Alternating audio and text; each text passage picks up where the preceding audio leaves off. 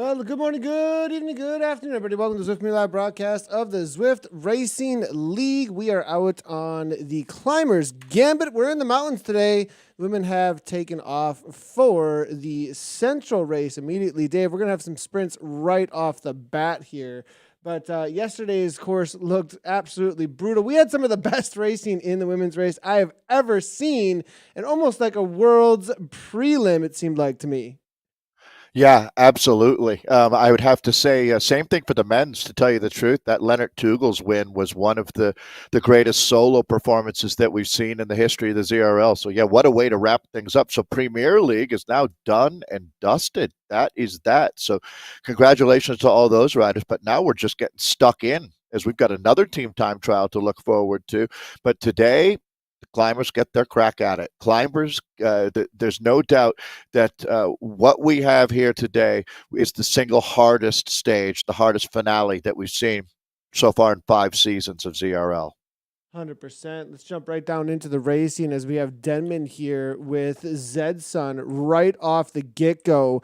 This is live action, everybody. 197 beats per minute. Jumps over the top of that little climb in the Essies to take this down. Women's Central heating up right from the get-go as they, the course designers here, they just throw it all at you at the Climbers Gambit because you think you're doing nothing but uphill grinds, but no, right from the get-go, things completely shattered. It's really, yesterday when I saw in the races, it was about hanging on through these super fast sections and waiting for that grind of a climb. It is the reverse KOM today, reverse KOM of the Watopia Mountain that they will be taking on. And immediately, right from the get-go, we do see Zedson have come to play out here in the racing today.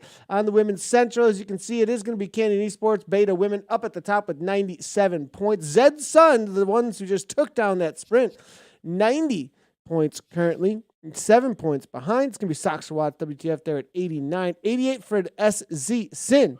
They're in fourth right now. BBB with 76. Team NL Ladies with 75. It's going to be Gen ZE Racing, the new ones on the block that we've noticed this past season. Ray Vaughn then are going to be sitting right behind them. And Zebro Arwin and Coalition Synergy. That's your top 10 currently for the Women's Central. And a little bit of a split here, Dave. I think this is going to come back together for that second group. But third group, I think, is going to struggle to see the front of this race again. Perhaps, now I kind of bite my tongue a little bit there because hold on a second.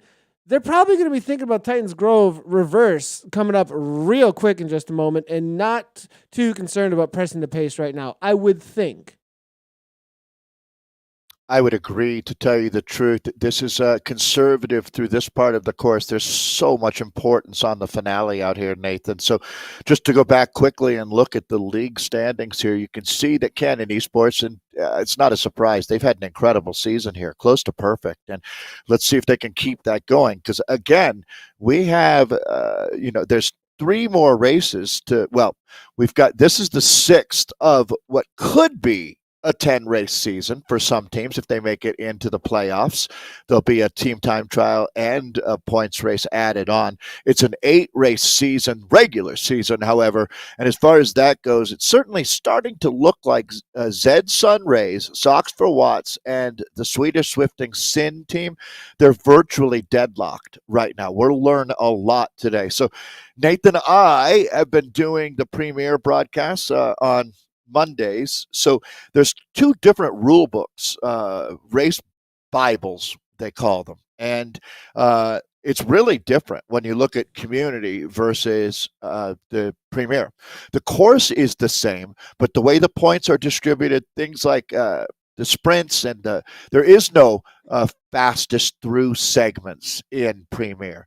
And in Premier, we had a situation where that final bonus before the finish of the race, it's inside of 3K to the finish, at the top of reverse KOM, there was series points offered up. Is that true for community as well? I do not believe so. There are not points, Okay. at the halfway point today. I don't think so either. I just wanted to check on that. It's just making sure I've got all the correct data, because that was a game changer for sure. There's a significant number of bonus points available out here today, the most that we've ever seen. On the attack, Rachel Elliott, you think she's going to just try and walk away again today, Dave? I mean, it would be Well, kind of the kind of course, yeah. right? Like it seems to work for her, right? Why not continue the trend of just domination, right? Well, I mean, it's like, does a helium balloon float? Yeah, it does. And to be honest, I mean, Rachel Elliott is that much better. She's proven so far when she races. Now, Rachel went through a really tough family situation, losing her father through this season. So we saw her at the beginning of the year show up and absolutely destroy Neokyo. That's the nighttime crit in the expansion there that is just was fantastic way to start the season. Now, she then didn't race for, I'm going to say it was 3, maybe 4 of the next ZRLs, but she came back in last week, was again, much like Leonard Tugels in the Premier Men's race, one of the best performances that we've seen from an individual in this team-based WTRL ZRL league. And Rachel Elliott is one of the best esports racers of all time. She's a GOAT. 100% one of the greatest of all time. We're going to maybe see her on the attack. I mean, from what we saw last week from her, you know, on the climbs, I mean, just walking away from everybody, really. I just think that the expectation out here is watching Rachel Elliott. Really, I mean, you show up to a race like this, you grab the points that you can up front. I have a feeling that Rachel will not be able to contest reverse KOM. I do think it's short enough, perhaps, unless she goes from bottom to top. She'll be alone at that point. You think so? You think from bottom to top? I have a feeling that Vinopa might be able to be there and take that. Like, I have a feeling a few of these riders have a VO2 max that can challenge her over the top of Titans Grove, unless she goes bottom to top with it. Now, if she goes from the bottom and just presses on, that she might be able to break everybody. But look at this pack already, Dave. This is like we're down to. This is insane. We are down to like 20 riders, or 25, 22 riders or something like this. I mean, this has been completely shattered. Even on that reverse that we just saw just now, over the top of the just that little bump over the reverse KOM just now. This has been Central is already one of the hardest races that you could be involved in for these ladies. They are not messing around from the get-go. They just don't back off, and that's been the story. I think I didn't see APAC, but I have a feeling every single race that we see will be similar. Just these battles of attrition, to tell you the truth. Nathan, a big part of in real life road racing is just making selections, right? Always continuing to be in the right group at the right time and recognizing when it's time to give her, because this is a moment. There's moments that happen throughout a race. There's going to be critical ones early out here today. And that the first bonus point opportunity there, it does some. I think that there were 2 chase groups within 5K of this, and look at the size of Chase Group 2 in modern Zwift racing that we're seeing right now, this new era. This group rejoins. And actually, they just might here today as well, because they are sitting up a little bit in this front group, which is not abnormal, knowing what's going on ahead of them. It looks like we're going to marry these 2 groups together, Nathan. Yeah, it looks like that's exactly what's going to be happening here. And Zedson looking for that chase back. The points and how they played out in front of us on the screen now with the segments. It's Broomer ends up taking down the fastest through segment. Trewan there from the Arwen team there. Second over through fastest through segment. Fleece there for third. That first across the line, though, for Denman. But Fleece was second and the third fastest through segment. Solid right there. Now, without the laps, though, again, Dave, they are so crucial through each of these banners to time those sprints well through there. Right. So it's going to be interesting how this plays out for fastest through segment. I think on this climb, though, it'll be a little bit different, right? Fastest through segment is a little bit easier to take down and also first across the line in a climbing situation versus in a sprint situation, especially on that downhill through the S's right there. There's so much of a whiplash effect of a slingshot off of that downhill through the S's. Surfing, Right, exactly. You just end up with this huge amount of speed built up, whereas on the climb here, it's just kind of like bottom to top. Who's the fastest? Yeah, there's a slight element of what you're talking about. You know, like I would say that probably starting in the first 20% of the group, right? Trying to use a little bit of pacing and a little bit of draft and then really hitting it. If you're talking about a fastest through segment, FTS, on a climb versus 100% agreeing with what you're saying. I'm agreeing with everything you're saying, actually, but a sprint fastest through segment, it's really perfect if you can start with momentum the segment about 2/3 of the way into the group, right? And then just ride right through that group. Like a hot knife through butter is a pretty apropos way to describe it. This goes by quickly. I think a lot of people were shocked at how quickly the racing yesterday went by. They just hammered it. Here we go. Are you kidding me? Rachel Elliott on the attack. Now, I'm not saying she's all in for a win here, but this is going to be interesting. I think this is what she has to do, though, to grab as many points as possible. She does not want to take any of these punchers to the line. And she doesn't have to do this for the climb, I don't think, for the main climb. But if she wants the points right here, this is what you do. Because from here on, from that point on, once you leave the geysers until you hit the line, there is enough uphill to really put the hurt on. If she continues on with this power on the downhill, she'll be able to match the pack, at least with speed. And Towle Irish tries to make it right in the front, though. 3 seconds already, Dave. So, I mean, watch this. One of the things I absolutely love about esports is the data. So Rachel Elliott is hovering around 6.5 watts per kilo right now. You can watch the rest of the riders, and you don't see anybody even approaching 6.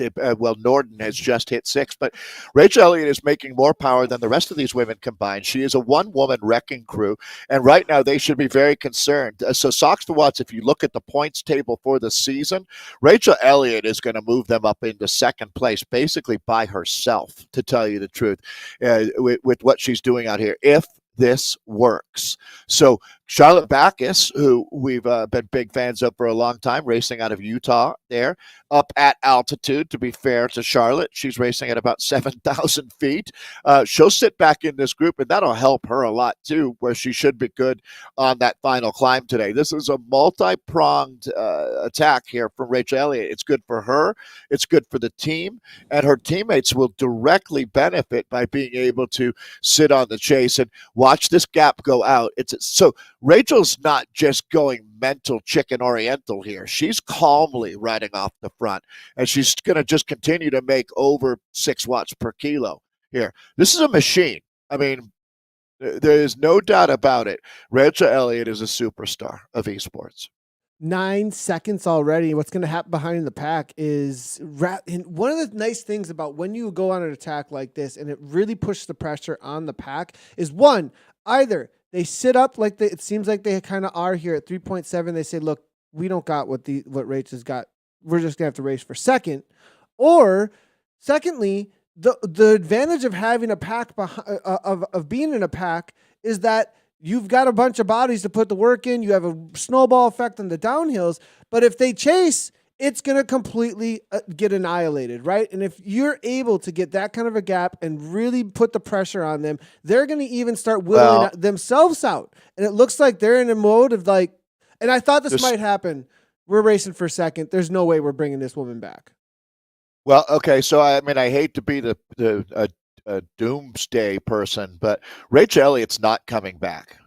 Exactly. You're looking at the winner of this race on your screen. So that being said, I'm glad we can agree on that, because it would have been an ugly next 10 kilometers, right? No, that's what I meant. She's not coming back. That's what they're racing for second. Yeah. They have essentially put the nail in their own coffin. Like, yep. Okay. I mean, BBB maybe there was a little kick there, but I don't know. Well, I don't think so. Crazy thing is coming back. You're speaking, Nathan, and I don't blame you, or I completely get it. You're speaking from a bike racer's perspective. And Rachel Elliott is most likely, well, I mean, we'll see. She's still going to have to do it. We've certainly pumped her up enough now that she's got every announcer's curse possible on her. But but that being said, I don't think it matters. But Nathan, this is not a race about winning with one individual. This is about points for the team. And so right now, Canyon Esports, if you're smart, you don't blow your team up trying to chase Rachel Elliott back. You say goodbye. If you're that good, Rachel Elliott, God be with you. I mean, what can you do? Rachel Elliott could be doing this in the Premier League, okay? I mean, it would be a little tougher, but not that much. I mean, Rachel, she might not make it stick in the Premier League, to tell you the truth, but Rachel Elliott could ride off the front at the highest level of racing in the world. It's really exciting to see this now, but you get my point, right? Canyon could still win this race today on points for the team, and that's how we keep 100%. score here. 100%, 100%. Now, interesting enough, are we going to eat our words just a little bit here? Rundquist here, it's down to 10 seconds. Now, I think this is just going to be for the sprint. They might bring her within striking distance, but I think this sprint is going to... They might even bring her back. I mean, it's not... If Rachel's doesn't have great legs today, I don't think so. But if she goes back to this group, she will attack them again. She'll be going over the top of the climb. It's like keeping a raccoon in your garage. Yeah, you can keep it under control for a little while. Be another attack over the top of the climb. Whether or not she's going to grab these points is going to be the question here. 7 watts per kilogram. Rachel, 5.36 seconds still. I think she is going to do it. And yeah, over the top there it is. We got no banners, it looks like, over the top here today. But Rachel does grab those points. I think she will be... They came close. Caught perhaps here. Does she continue on? I think she's going to continue on. And I mean, this is spread out enough here. Yeah, this is Agatha Fleece, who's one of the... McKenna. Oh, look how many more riders got shown the back door over the top of that climb. Let's see if they're able to come back. It's not impossible here because it's not like we've got a snowball effect really happening. A little bit there as you see the Zed-Sun rider rolling through. But it's not quite full gas here. We'll see how many riders come back. It's a critical moment. I mean, it's a short day distance-wise, 28K of racing, but there's 6K of ore category climbing out here as well. I mean, we're close to 700 meters, 1,000 feet, over 1,000 feet of climbing on that one climb. So it's a big, big day, and we're just getting into it now. These are the appetizers that have been served, but the main course is just being plated in the kitchen right now. As you can see in the lower left-hand corner, 29:52 to the start of our next broadcast. It will be the EMEA Southwest Div 1.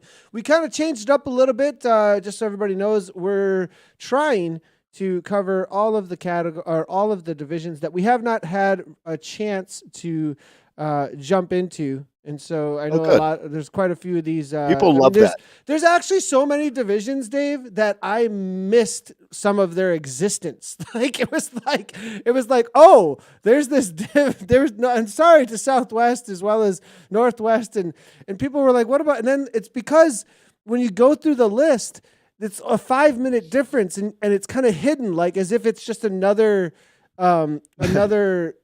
division within a division. It's like, oh, this exists. Okay. So a hidden menu item at In-N-Out. Yeah, exactly. It was a hidden menu item. That's exactly what was going on there. So Southwest Div 1 for the men's mixed will be in with you. And then we're also going to be in today with the Northwest Division 1 for the men and the North Division for the women. That's our 4 races we will be covering in EMEA. So 5 after the hour, 20 after the hour, and 35 after the hour. We'll actually have 3 Zwifts up at once at one point, putting some extra magic in the productions today. But we're back together. She was caught, but I think that's going to be a short-lived victory for some of these other teams out here today.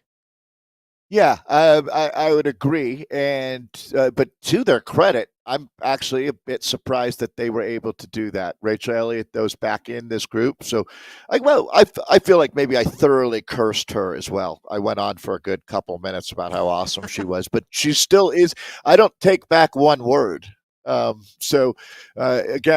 this course suits some riders so well. Nathan, I don't know that we actually, if you think about it, right, some of the sprinters courses earlier in this ZRL season certainly did, the climbers were on their back foot the entire time.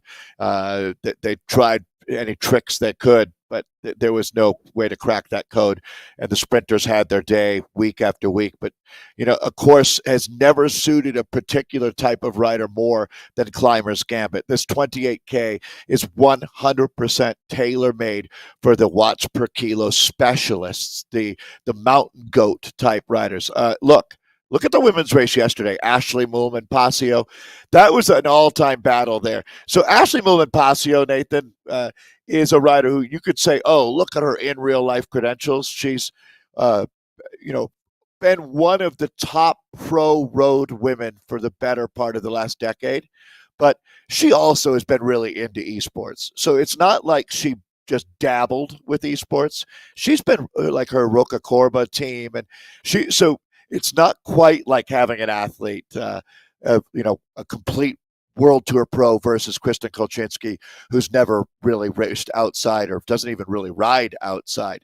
But that was epic yesterday in those last couple of K. I mean, it doesn't really get any better than that.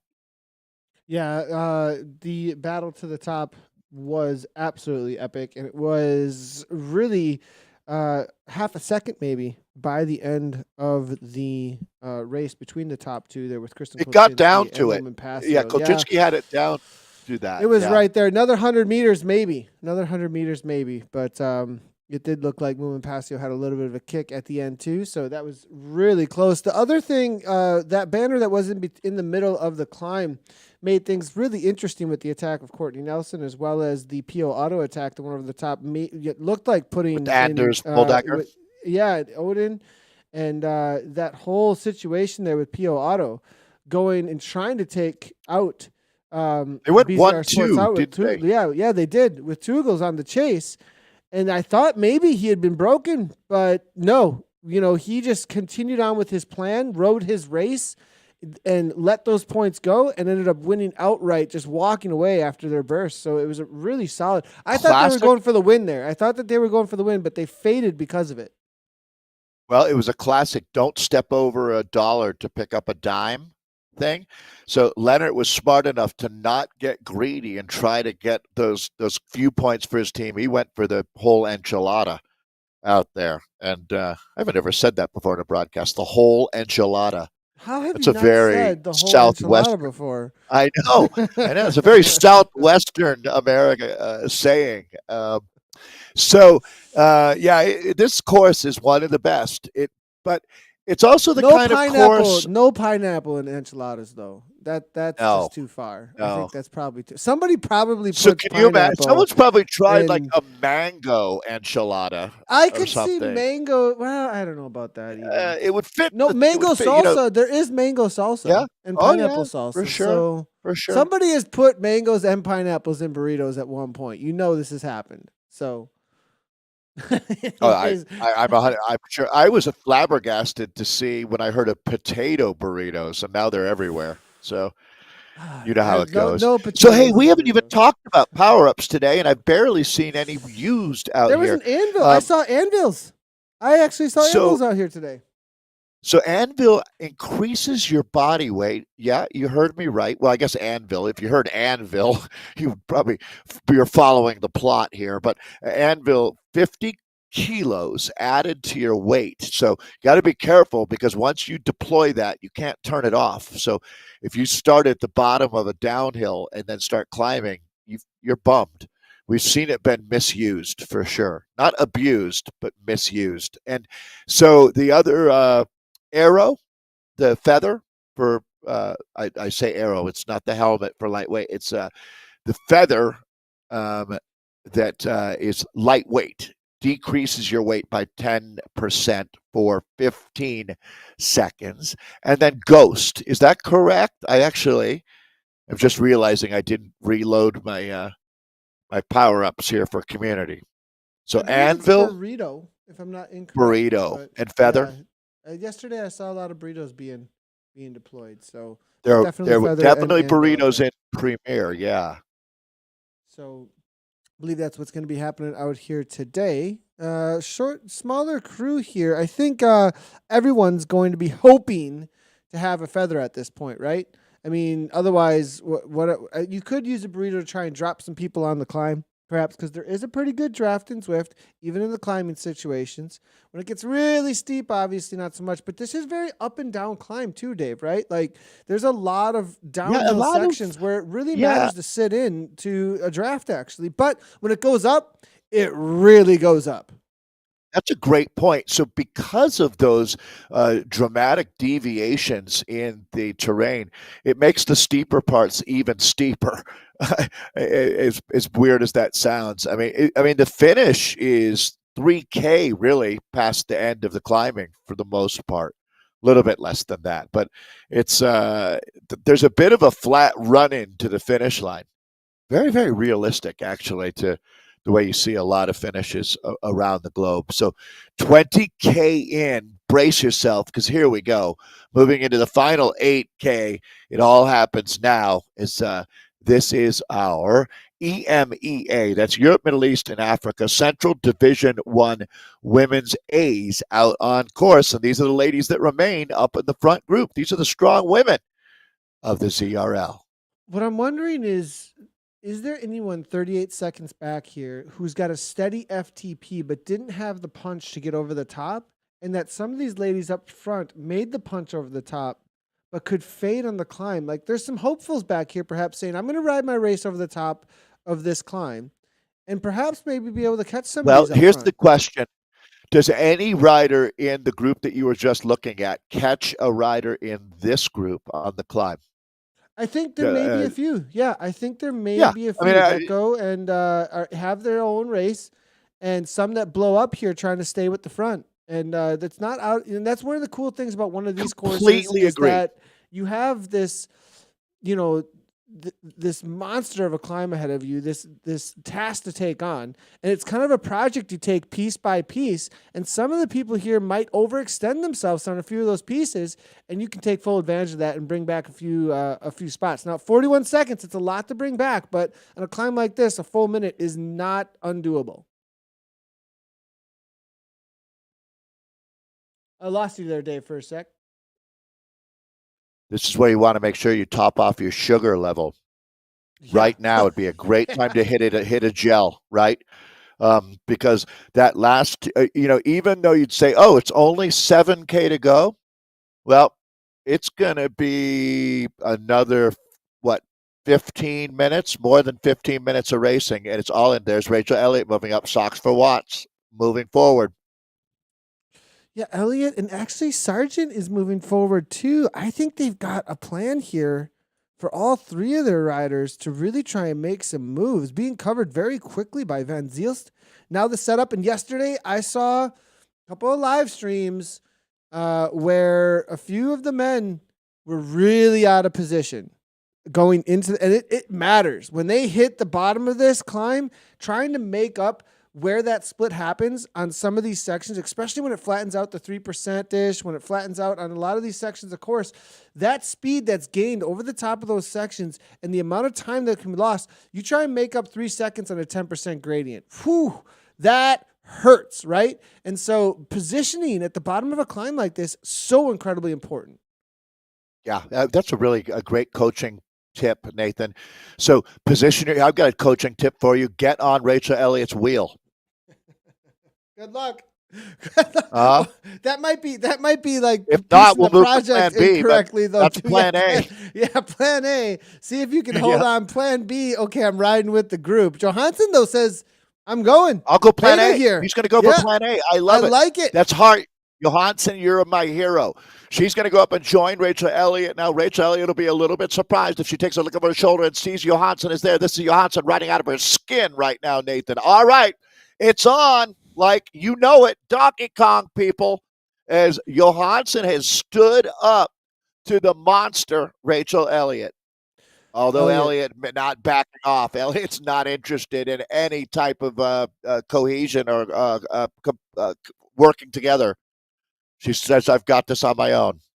Yeah, it goes to 6.3 watts per kilogram over this 12% gradient. Now in the upper right-hand corner, you can see here the separation goes back out to 2 seconds. Now Johansson now trying to close the gap continually. 175 beats per minute. Probably thinking, when is 6 watts per kilogram going to stop? I'm not sure it's going to stop for the next 10 minutes or so, though, as Johansson here fades the 4.4.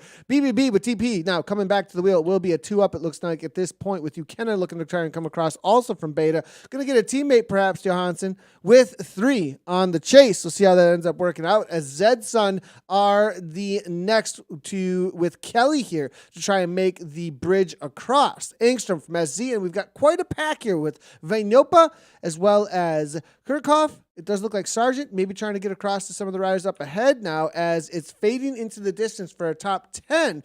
Now, I see it. I saw quite a few of the top 10 halfway up, though, fade yesterday, right? You try and you say, okay, if I'm going to make this, I'm going to get a good position, and they ride out of their skin, and it ends up, though, really, they go over what they actually can handle. It wasn't actually their race. It was the riders' race ahead of them that they were riding. It was the pace ahead of them that they were riding that they could handle on a climb, and they ended up going 20 paces back instead of holding maybe a couple places that they could have sacrificed early on. And so we'll see if some of these riders are going way over their heads at this point, or if they can hold on to that. At 14 seconds up the road already here, though, Rachel is showing us exactly what we were expecting. It looks like domination out here today.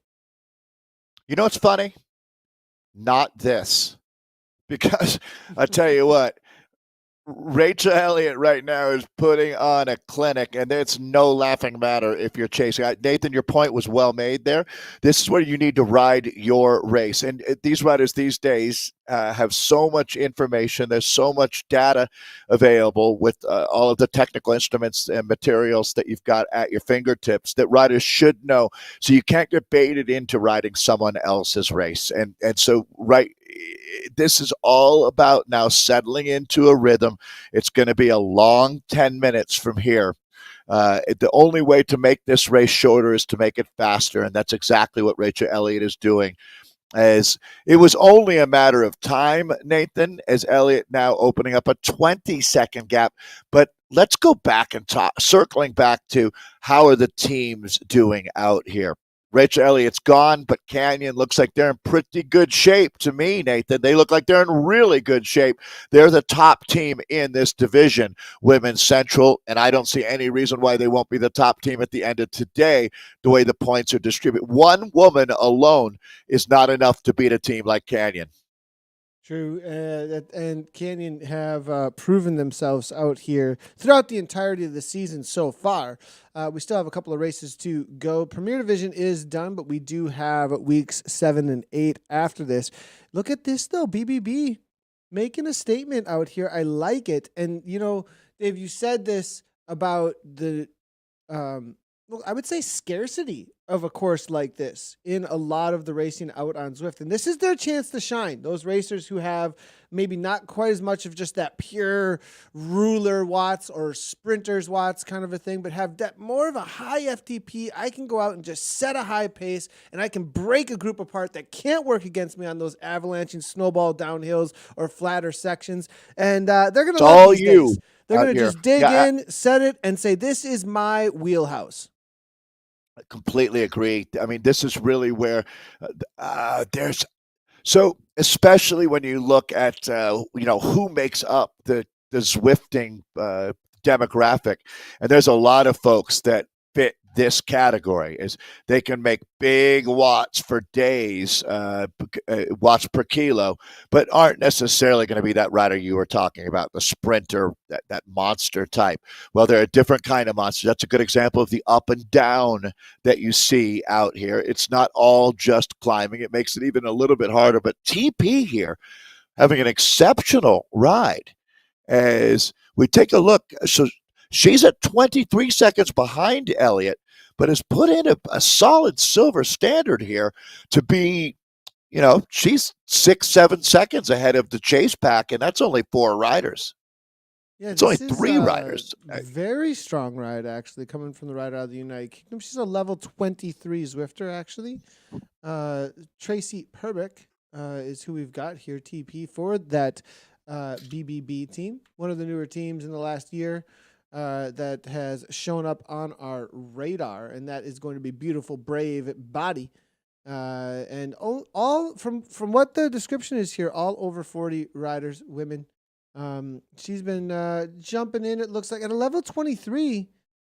This is a newer rider, March 7th of 2021, that she did jump in. Immediately a B category rider, so obviously has some experience, it looks like, at least in some cycling and racing. So great on her. Nathan, you know the Owls, the older women in Lycra team that we see on Thursday's team time trials with WTRL so often. We talked about opportunity being presented to athletes that wouldn't normally have a chance to test themselves and see if they've got it or not. And for Tracy right here, actually, now that I think about it, Rachel Elliott, how old do you think? Well, that's probably not polite to ask, is it? But in this scenario, in world sports competition, it's not personal. And I'm going to guess that Rachel Elliott is in her 30s, late 30s, maybe. Certainly an experienced racer. And I think it would be extremely cool to see a podium at this level with women all over 40. Absolutely. And Engstrom here from SZ, Sargent Johansson from Beta. It looks like that's the chase. They've got Tracy in their sights. Did she go over her head a little bit here? We'll have to wait and see. It doesn't look like it. Looks like she's staying fairly consistent here. Yeah. 4.3 watts per kilogram. These riders are going to be worked together on these downhill sections. As you can see on the climb here, there are these little ups and downs in the upper right-hand corner. You can also kind of see on the course profile. There's one extreme one before they hit the castle section out there as well. You can kind of roll on through with some of this speed. As you can see, they did bring back a second or two because they're a part of a pack. A little bit of 5.3 kick there from Engstrom. This is this section and the next section of uphill are the real bread and butter of this climb. After that, it's kind of just like, what do you got left over the final slopes? These next two sections are the sharper sections. This right-hand turn, and really is getting into that 10-ish, almost getting to 10-minute mark. And when you hit that, you start at your body starts asking the question, how much longer are we up to this? Because that's kind of the maximum of whether or not you're at your threshold or you're over your threshold. That's when you have to back it off if you've gone over your threshold, actually. So that question's going to be very quickly asked, but 13 seconds, Tracy still getting a gap on this chase group. That's the racer's big dilemma, is trying to keep it up near red line, but not blowing that gasket, because if you go bad, it takes a good few minutes before you can really start to get your momentum and rhythm back, if at all, on a climb. So Tracy sitting in a solid ride, and that gap, it's a little from this shot, it looks not so far, but that's a long ways when you're on an 8% grade as they are right now. So this is an outstanding ride from Rachel Elliott, who's 39 seconds now up the road. That it's imaginable that she gets it back up to 1 minute out here today. So Rachel being Rachel, no surprise there. I think the noteworthy ride today is certainly going to be Tracy Purvick there, as we go back to, well, this is your solo leader out on course now, 25.3K in. So she's at 2.5K of climbing. It's not all this steep either. As a matter of fact, she's got most of the climbing done at this point. Yeah, about to come over the top of that section where the points were up for grabs in the Premier Division. There was a couple of really intense sprints actually over the top. No dinosaurs up here. No, they can't survive. There isn't enough vegetation. No, they don't have fur. Maybe a woolly mammoth or two, but watch out for those. Wow, that'd be exciting. Don't want to get. It reminds me of the rock. Do you cobbler. see? I'm going to be quiet about that. The rock. Cobbler, oh, that's funny. Yeah. My friend Sam has a race at Bakersfield where that was absolutely crazy. You just don't. I mean, you don't go by the bull. Like you just don't go by the bull. Yeah. I think there were two different riders too that got attacked. Was there? I didn't know about the second one. Oh wow. That's the rumor. Just only one of them was filmed. So, all right, back to Tracy here. She's about to finish the climbing sector and move into the finale, picking up some big points for BBB out here today. Huge ride here from Tracy. The chase group has been split here with Engstrom. it looks like, able to get a solid 4 seconds. This section here, Dave, coming over the top of this little bump here, little bump at 8% gradient. But as you come through this section, 6K. Yeah. yeah. You really want to punch right here a little bit. Like you have to have a little bit continuous because the quicker you get to 57, the quicker you get into a super tuck and the longer you can actually rest. It doesn't feel like that at the top, but you got to little get to bit of work 57 as now. quickly as you can. It's like trying to convince a 10-year-old to start saving money. It's really hard to do, right? At the top of that climb, saying if you go harder now, you get a bigger break later. It's so true, Nathan, and that's the difference between the good racers and the great racers, is the ability to be willing to suffer longer. That actually really defines it right there. A moment over the top of a climb where you finally think you can ease up on the pedals and get a little bit of a break. Well, Eddie Merckx continues to push so he can get into a tuck faster and take a longer break on the descent. That's really good coaching. Really quickly here, just want to highlight for everybody that is waiting for their race very quickly. This is going to be the South West Div for the men's EMEA. 6 minutes and 42 seconds to the start of their race. We will be going back and forth. We do not want to miss their sprints. At the same time, we will continue coverage of the women's race here for Central. And then we do have a couple of races after that. As you can see in the lower left-hand corner as well, the North Division 1 for the women's as well will be covered. So we'll be jumping in with them. Just so everybody knows. So 6 minutes to the start of this men's race. How late can you join the pen if you're racing, Nathan? If I'm in that race. I actually got into this pen for the race we're watching on this climb right now with like 1 second to go, actually. So I had a feeling we had a little bit of tech issues a little bit. I was like, oh, I got to get in here. And I had like 1 second to go and you can jump right on in actually. So I have a feeling on a day like today, riders are going to come into this very well warmed up. You don't want to start with a cold engine out here. It's only going to be for the top men, 45 minutes of racing, less than that even. So they're going to definitely want to come in hot. Technical question as we take a look at Cornelia Engström here, the Swedish Zwifting rider who's sitting third out on course behind Tracy and Rachel. If I want to warm up, Nathan, would I be sitting in that pen or would I be jumping in right before the start? I would be, so depending on how many riders too, like that's the other thing is like, are you going to be disrupted at all by how many riders are in your pen? Does it matter to you what kind of position you have? Back. Yeah. Right, so you can jump in with that 30 minutes to go mark, right? The pens open up with 30 minutes to go and you can jump in. But then you can actually exit game and go back in game and go ride around. It will hold your spot. It's like going and putting These are the guys at the start. Right.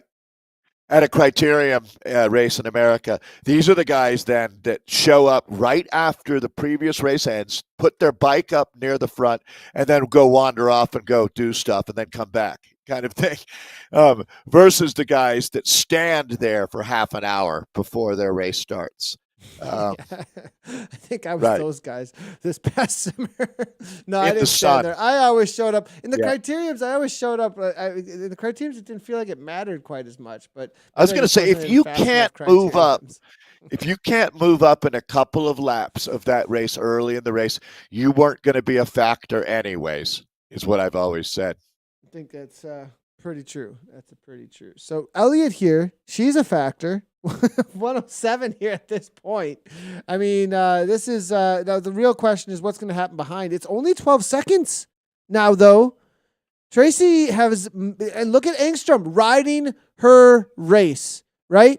5.0 watts per kilogram. She's starting, I think, Engström at 185 beats per minute. We do see it fluctuating a whole lot here, but she may be starting to get a little bit of this confidence And it really matters at the end of a climb like this, how much confidence you can feel in the body, what you have left in the tank, and you can start to see the other rider fade right in front of you at those watts per kilogram. That can be such a boost to what kind of speed you carry to the line here. As Tracy seems to be fading under 5 watts per kilogram consistently, as Engstrom is going up. You cannot on the chase there from Beta. I think starts for watts with Sargent there is already off the back though. This battle, well, we'll see. There's quite a few battles for the top 5 here still happening. Yeah, and it's all about points. There have been a lot of points along the way here.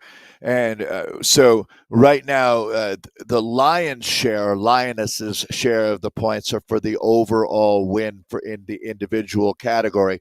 Rachel Elliott's going to gobble those up. Tracy sitting in second there for BBB. Looks like she's in pretty good shape. That's TP, the rider that you're seeing. Looks like she's going to be in pretty good shape to hold on for second. Engstrom at 5 seconds back, but Tracy isn't cracked right now, Nathan. She's just not as strong as Engstrom in the moment, but actually she's starting to open it up again. So TP looks like she should be good for second, but so many bonus points out here. And again, scoring up in the top 10 in the final is really critical here. You know that Rachel Elliott's already absconded with the top points. Tracy should be good for second. Engstrom looks like she's good for third.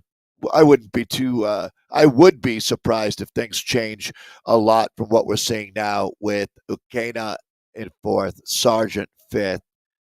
Yeah, all the way back to Johansson. You really We'll got see to if be within Nord. that 5 seconds, really, I would think, was you're cresting over the top there to bring anything back and have a pretty solid sprint. I mean, like, right? Kolchinsky was at 2 seconds at this point, got it down under 1, but she was slaying herself trying to catch Mulman Pasio, and the most she could bring back was a second. Yeah, so it's going to be really difficult to do much of anything here. Engstrom, 4 seconds to you, Kenna. I still had the feather power up, actually. So save that for this moment. On the downhill here is able to pull it off and takes third. It's going to be Ukena here, holding on for 4th place across the line. Sargent rolling through for 5th.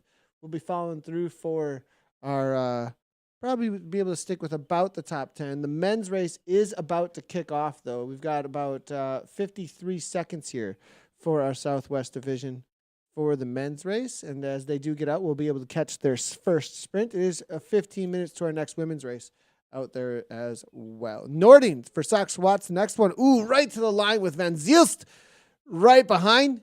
That was a close one here. Coalition here now for 9th. And our top 10 then is going to be Team NL. Ladies, Laura Vananopa, shout out to her out of Finland there. 13 seconds back, just outside of that top 10. Well, Rachel Elliott delivers for the women. I think we're probably, we're looking at the top 20 being filled in now for the points all still being tallied. These women are all up in the mix here. Guys out on course. They've got their first sprint coming up. And yeah, I'm curious, where are we at with points on the day for the women? How did that come in? How is Canyon doing? Yeah, we'll have to, we'll double check on that in just a moment here. As the boys get out on course, you can see in the right-hand side of your screen. We'll get a look at the points here and where they're standing. I mean, Canyon's still at the top, it looks like, honestly. As they 48. Engstrom, though, with SZ with 44 so far. We'll see what Rachel was able to pull off, though. We haven't got an update after the finishing points here. But Elliott obviously grabbing a huge amount of points across the line there. I think they were double points, weren't they, for community? So it should be 100. Yeah, it'll be a huge amount of points that Rachel's able to grab there for them. She was on 40 at the last check and was able to hold down for thirds, but we'll wait and see what they end up tallying up for us. And that included fastest through segments as well, huh? So far, yeah. So far, for the fastest through segments. Yep. All right. All right. Well, Central Women, good job out there. Again, Rachel Elliott. That's Rachel's 3rd solo win out of 6 races this season, and she's only started 3. So she's on quite a roll out here. As a matter of fact, unprecedented what Rachel Elliott's done. You want to speak to the speed here at the start, Dave? This is different from what I've seen yesterday in the men's race. It was full gas. Like restart just went. Jim Rosick just was like, I'm gonna go and I'm gonna try and I think they were thinking maybe they'll sit and wait for the sprint and take advantage of that and see what they could do to try and make some people chase. I think that was a good tactic, actually. I felt like that was not a bad idea at all. It might not have paid off for him, but I felt like it was a good idea. Yeah, well, and it's interesting. The tactics in this race are so different than anything else we've seen. The way you play your cards out here, it's really, really fascinating. Okay, this first sprint is it's inside of 3K. I mean, it comes up very, very quickly here. Yeah, like almost this whole race goes by so fast. Right from the I mean, it's only 28K of racing out here. That major sector of 6 kilometers of climbing, but the speeds have been amazing, no doubt about it. And we'll get our current standings up on the board in just a moment here as we're going to get this first sprint look here. It does look like a lot of people sitting in, waiting, being patient. This is the interesting section here is it's all about speed over the top here. And you wouldn't think so. You think it's all about trying to now, I don't know about what English is doing here. That's probably not going to win it. But being at a high speed over the top in the top 5 there and quickly getting to 57 kilometers per hour on the downhill, a lot of times will really pay off. Now, if he's able to get up to 57 quickly here and continue, now, is he going to get down into, I would be super tucking. I would not be continuing on here. That's a waste of energy in my opinion. Let's see if he's able to. Now he's backing off, but not into a super tuck. That's not as much speed as he could have gotten. Will that 2 seconds be brought back? He might end up playing this off, and totally I'm going to eat my words. It looks like. They come flying, though. Jarvik, they don't seem to be that interested. I'm not seeing 15 watts per kilogram from too many riders here at this point. Hyman. Oh, there it is. I think he got nipped. There it is. Blanchy made it happen. The Belgian rider. And that'll probably be fastest through segment as well. What a kick there. And as I said, it's about the 57 in the pack, and the slingshot is what you really got to have. Well, and that's what I love about WTRL. And, that FTS is something you don't see in Premier. It's only in community. And that's why I'm looking for that data just to see how these points are being distributed, because that makes a big difference, that effort right there. Yeah, it was absolutely huge here. That effort that we saw. I mean, he got second across the line, so that's 9. Right. So if I'm doing my math correctly, then that should be 9 plus 20 or 9 plus 25. No, 9 plus 20. As the fastest through segment points. Scores 10 deep. Yep, exactly. 20 points if he got fastest through segment and there wasn't somebody slingshotting better, you are 100% right there, Dave. And see, that's what I'm talking about with the, Rachel Elliott, a great example. Rachel Elliott had an outstanding, memorable solo breakaway for the win, but I don't know that Sox for Watts won the race today. Yeah. No, I don't think they won the team event. Nope. I don't think so either. I do how not we think that keep they won score here. Ultimately, that's what this league is all about. I mean, is the depth of your team. They did have Sargent pretty far up there. So and you know what? Today, Sox for Watts might have, because you're right, Sargent was up there, top 5. Even. Yeah, and if she's Rachel top was 5, able to do Canyon, there, that's a pretty Canyon good didn't day. have Canyon didn't have 3 but they didn't have like 3 in the top 7. No, they today. didn't. No, they had 2 riders up top, but not like that. So you're right there. I think Sox for Watts might have had one of their first wins outright as a team out there too. We'll have to wait and see. We'll have to wait and see. I agree. WTRL let us know here in just a few moments. I can actually head on over there and take a look. We won't be able to get it on board here, but we'll be able to at least let you know through commentary where things stand. Think how different things would be, Nathan, if Rachel had been racing all season long. I wonder. I do wonder about that. Like, all of a sudden Canyon isn't 7 points up? Yeah, it definitely Canyon would have a much bigger fight in their hands. Rachel only did 3 of the 6.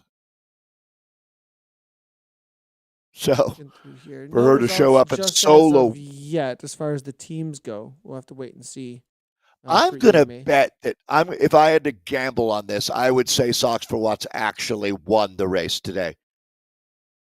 Beating, I was saying one woman can't do it alone. Well, she didn't. Her teammates Sargent, Backus, they stepped up today too. So good for them for the Sox for Watts. It's a big one. Things really starting to open up here, it looks like. This little climb has done more damage than I was expecting it to, Dave, out here today. At least in the women's race. We'll see what ends up happening here in the men's race. We have seen a lot. Look at this. The feather power up so early. There is no banner. So they are using these prior to the points sections. What is going on here? Well, through a very steep sector, so they're using them at a time where it has a big impact. If you're struggling staying in this group, that might be the difference. As you can see, wow, look at this. Blanche takes down first across the line and the fastest through segment. Wow, what a move. And where is the 10 points here? Not even in the conversation, it looks like. The 9 points here from English. English was the one who went from restart and ends up in 7th, though, after all of that effort. 15 to Kirby there. It's going to be Shum there coming through with 8 English, and 4, which is super interesting how that ends up playing out there for some. That middle of the road points kind of a thing. Right. Yeah, we thought English was going for the fastest through segment, but right. All right, here we go. 6.3K into a 28K. No laps out here, so you only get one crack at the FTS. I like the comment coming through here from Mayank Tripathi over at the YouTube channel. Bring your comments in. We are reading them, and some of these are pretty great. As he's wondering, is this a ZRL group ride? As they were kind of chill up until the last, they were chill through the SCs, buddy. But things have kind of opened up now at this point. But Mayank, I appreciate the comment coming on through. And Kelly Wagings chatting about the person coming on through for fastest through second. And I have to agree with you, Kelly. You know, they timed that really, really well, and it really is tactical. I mean, you want those first across the line. You don't think you've got the biggest kick. It is nice to take a risk sometimes, but it was a better move to sit in and grab that slingshot. So Kelly, always in the chat, knows their stuff. That's knows what's up. Oh yeah, tends to be like that's our analyst. That's our go-to analyst of chat, I'll have to say. So this is the current standings amongst these men here for the Southwest Division. It's Dirt Wolfpack at the top with 95. This is a close one here. Signature Zenit there. We're not going to head on over there. It's 5 minutes to start of the North Division 1. We will be following that, but we're not heading over there at the moment as they're about to start. And remembering, we've got a fair amount of racing still ahead of us here. With this is the sixth race of 8 in the regular season, and then the teams that advance into the playoffs will ultimately make it a 10 race season. So Dirt Wolfpack for the 4-point lead over Signature at 91, 88 for Vikings. It's Foudre at 87. That's really close there as well for those second, third, and fourth. 79 for Sox for Watts, full send. Team NL 75, backpedal, sitting at 7th place with 68, 62 for Holman Colon. Do you know what Holman Colon is, Nathan? No, I actually don't. It's the world's most infamous or famous, maybe, ski jump in Oslo, Norway. So let's see. Zug Zurich, 61 points in 9th, and then Restart in 10th. appropriate with the Winter Olympics going on. That Holmenkollen is in the mix. I'm going to guess if I look, I'll see a lot of Norwegian flags next to their national markers. So this is our EMEA Southwest Division 1 men's A's that we're joining here on Climbers Gambit, 28K of racing with the hardest sector that we've ever seen in the ZRL in 5 seasons. This day has, well, that one sector has 1,000 feet of climbing. It's a beast, no doubt about it, and it's a ways off for these guys. They still got next some real up, some points up for grabs though over the top of Titans Grove. We're about to see the dinosaurs. We do go past Jarvis the Bear in just a moment here to pick up some sugar on your way up to the climb. As Eastwood, James Eastwood's in here. Stocks for Watts making some moves toward the front on the left-hand side of the pack here. Full send, Stocks for Watts full send. They're currently sitting at 79. He's actually one of the main force behind that team. Cool to see that he's in this race, founder, actually. Yeah, I would say. Very cool to see. Was not expecting that, to be honest. I didn't know that he was part of the full send. I did see them in the results and was interested to see who was on that team. So cool to see. In this league group, if we take a look at the current situation, we do have, it looks like, Amari Chiron for the Foudre team. Matthew Spooner has made this. Josh Carr. Some of the notables I'd be watching out, though, for favorites when it comes to the climb. It is going to be Matthew Spooner from the BL13 ZZP team. He's got a 5.5 watt per kilogram 20 minute. Those are the runs we're going to need to watch out for. Yeah, exactly. Johan Del Dossi, I think, also there with a 5.5. Victorian Landon also riding for that sign team. Getting to watch out for that rider. Let's see who else is in here. See if we can get a good look at the really, really FTP. Those are really the two standouts. It really seems like say. 5 watts per kilo is a threshold that it's so outstanding. It's interesting. I wonder why I say Christoph Thiem's name, Beast Mode Rider. He must be directing one of the teams out here today. Interesting. He's all the way down at the bottom there. But you're absolutely right. Not many riders have recorded over 5 watts per kilo for their 20-minute power profile. I think today is going to be a day for this signature Zenit team. Actually, they have a very, very solid showing when it comes to the pure FTP riders today. So, yeah, and how about Flow Cycle, huh? Taking a look here, 5.7 watts per kilo for this level 50 Zwifter. Yeah, I don't have a. So this team is new to my. I'm not super familiar with this team, to be totally honest, and they're showing up on my radar now. This signature e-cycling. They're French riders who like to compete on Zwift. It sounds like Zwift Racing League as well as the Flamme Rouge Racing. You can check them out, Signature Cycling, over on Facebook and Instagram. Cool to see. Level 50 Zwifter. This is a new team that's second place overall currently. They have obviously been pushing Dirt Wolfpack. And Dirt, where is Dirt today? I'm seeing, let's see here. 1, 2. Oh, they're here. They're here. There's definitely a Dirt. Yeah. Okay. I was getting a little concerned for him for a second. I thought perhaps I didn't see too many Dirt jerseys, but they're definitely in here. Do you recognize Ian Kelly, the Irish rider here on Socks for Watts? Also a rider to watch for sure. The Gaelic spelling there with an E, E-O-I-N, Kelly. I'm going with Ian Kelly. And they're starting to pick it up now here, Nathan. You can see the shape of the group is changing. That's a telltale sign that the pressure is being applied as we're going to move into another mode here with more points coming up. This race is shifting into another gear.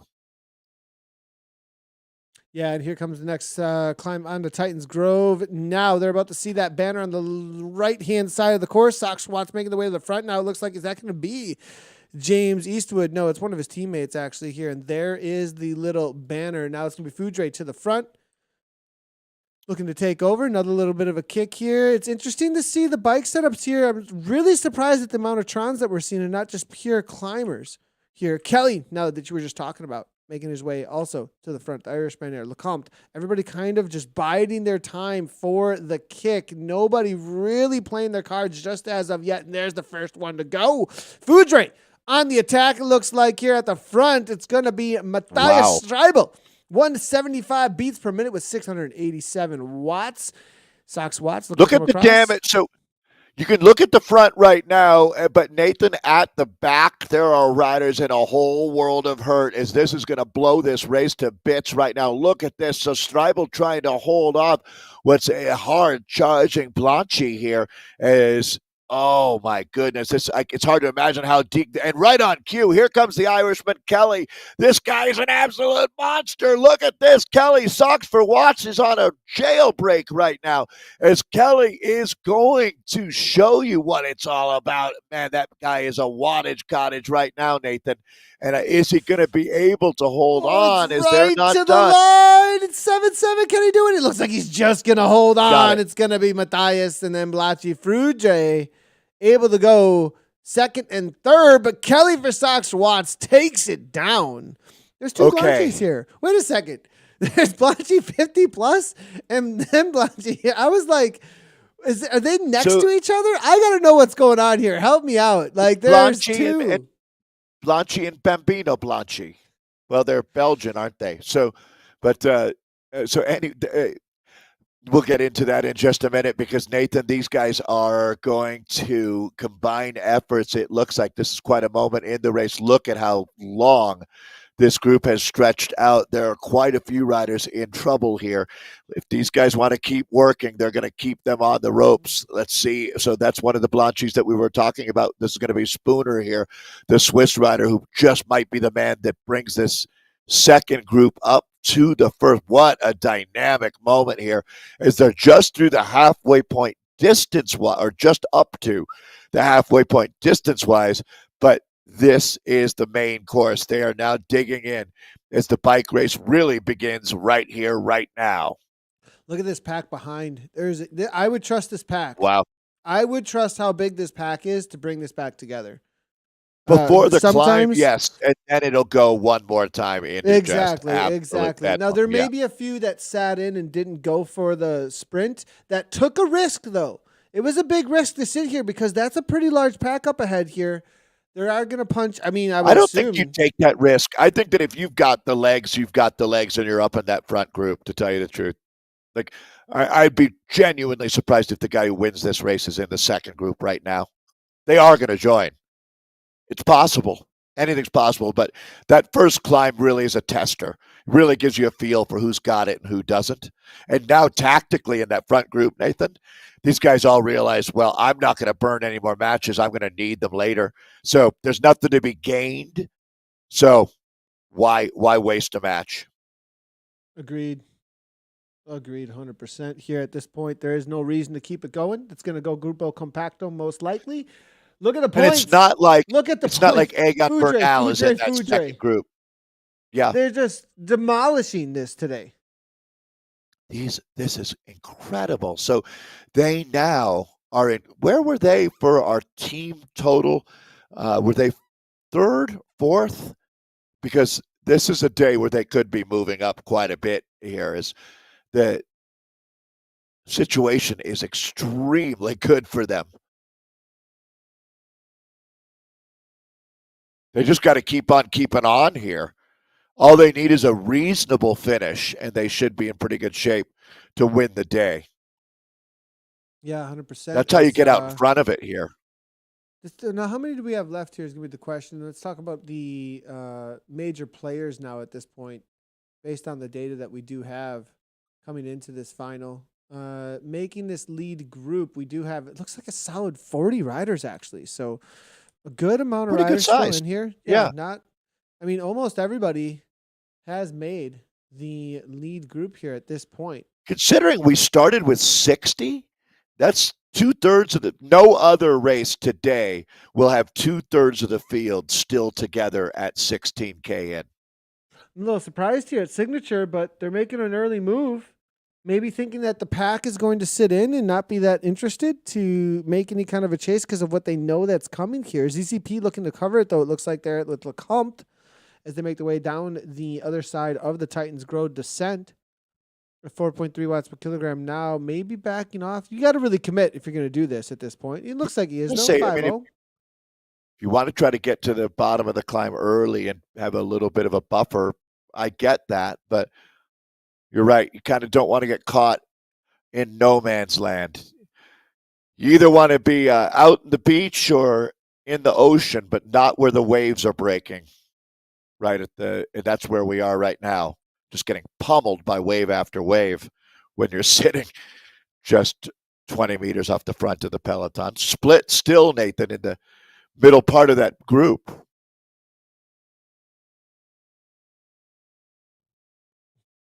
Yeah, it looks like this is going to come back, but it did put a little bit of pressure here on the rest of the group here at this point. Grand now from HCK is going to be the rider that's going to bring the rest of them up out of Norway now. They will be exiting Titans Grove in just a moment. Next, they will see Ocean Boulevard, and I think things will really calm down at that point. I'd be really surprised if we see any more attacks off their front to here. I think it's going to go full Grupo Compacto as they wait for their climb. I'm surprised that we saw an attack to begin with, but to tell you the truth is most of these riders have got to be a little bit nervous about what's coming up here and just trying to right now keep as much charge on the battery as you can as we're rapidly coming up on 10K to go with the signature climb of the ZRL.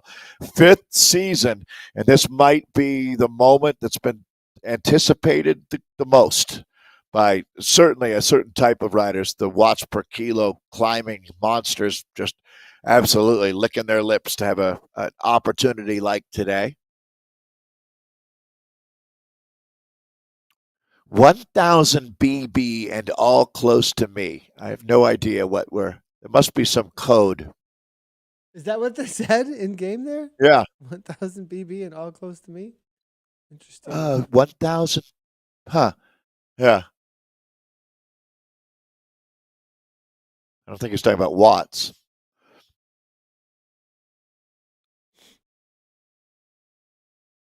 My dream team ended up getting second place in the competition that we had in the Premier League. I need to know more about that. I need to know more. It was a little vague on the rules. So and then who won? Who won? That's the question.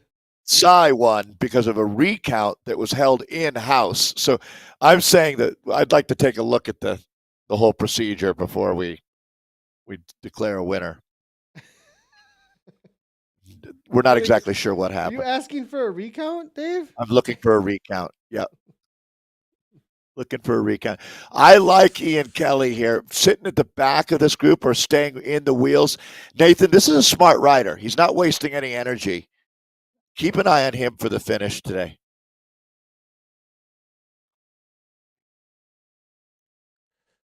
So much racing. We're looking to try and get into a couple of the pens. We do see the chat coming on through, waiting on the ladies here. I'm trying to get that across just so everybody knows.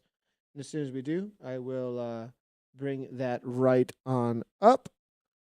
How much, Nathan, people can see there on their screen the chat going on amongst racers. Is that something you enjoy participating in while you're racing?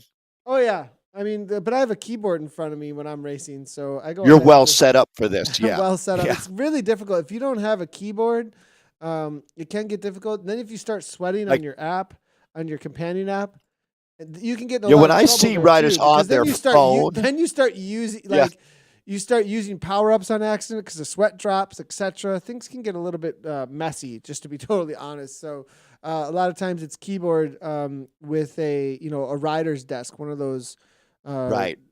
stand-up desk. Those a lot of times are going to be the most advantageous way to work that. So you were talking about the bike selection out here. It looks like about 50% of the guys went with Tron. Again, in that ongoing conversation, I would go with Tron just because I don't even want to think about it, right? I think, was it Cy or Dan? We were having a conversation about that, and it just seems like the Tron bike is perfect for the lazy man racer who doesn't want to have to, but it definitely makes sense for the amount of time you're going to spend on that climb and how pivotal it is just going with your climbing bike, the absolute lightest setup. It makes sense to me. Would that be your choice, Nathan? Yep, 100%. I think there was a lot of chatter about all of these different reasons to use something other than the lightest bike, and I was just like, blah blah blah. pretty much. Yep, that's exactly yeah. what I was thinking. Like, what are you talking about? Oh, the sprint at the end. Oh, the downhill sections, the sections where you're coasting. Wait, What are you talking about? The 10 Are seconds you out at of your the end mind? versus the 15 Yeah. minutes where you get an advantage. What are you talking about? Like, it was trying to make something complicated that wasn't complicated to give you something to talk about. And then people actually took action on just complication. It's like, See, that's put where the lightest bike you on lost and me. go. 100%. Wow, you are really speaking my language today, Nathan, for sure. I couldn't believe it. I could not believe, to be honest, I was like, who are you people? Like, what is this? What alternate universe do you live in where you would think that you'd want your bike setup to be designed around a downhill sprint that comes after 6 kilometers of climbing a 12% grade? I I gotta want be what honest. you're on. I love all the YouTube Yep. guys. I love all the people who are out there creating some sort of analyst chat. I felt like it was kind of like we need something to talk about, so we're gonna make up Right. this stuff. Like, it was like, no, the This- lightest okay, you bike know is what's the funny, lightest Nathan? bike.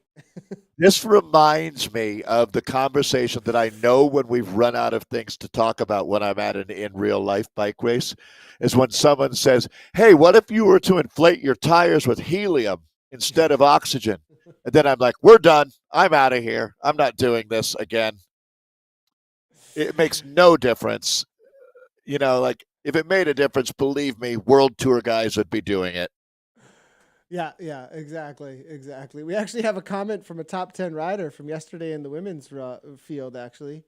Who I want to know, Gabriella, what did you end up using? As there was conversation all around. Oh, And no. I saw a lot of Gabriella. different setups. And this is a I new am a rider big fan on of the Gabby. talk about breakthrough ride, Rose right? Beast Mode. Yeah. Top rider now Yeah. on Rose Beast Mode, taking a top 10 in the world. Huge effort there from her yesterday. But there was some chatter, I think, with her and Beast Mode about what to ride yesterday. And I was surprised at some of the setups that I saw out there yesterday.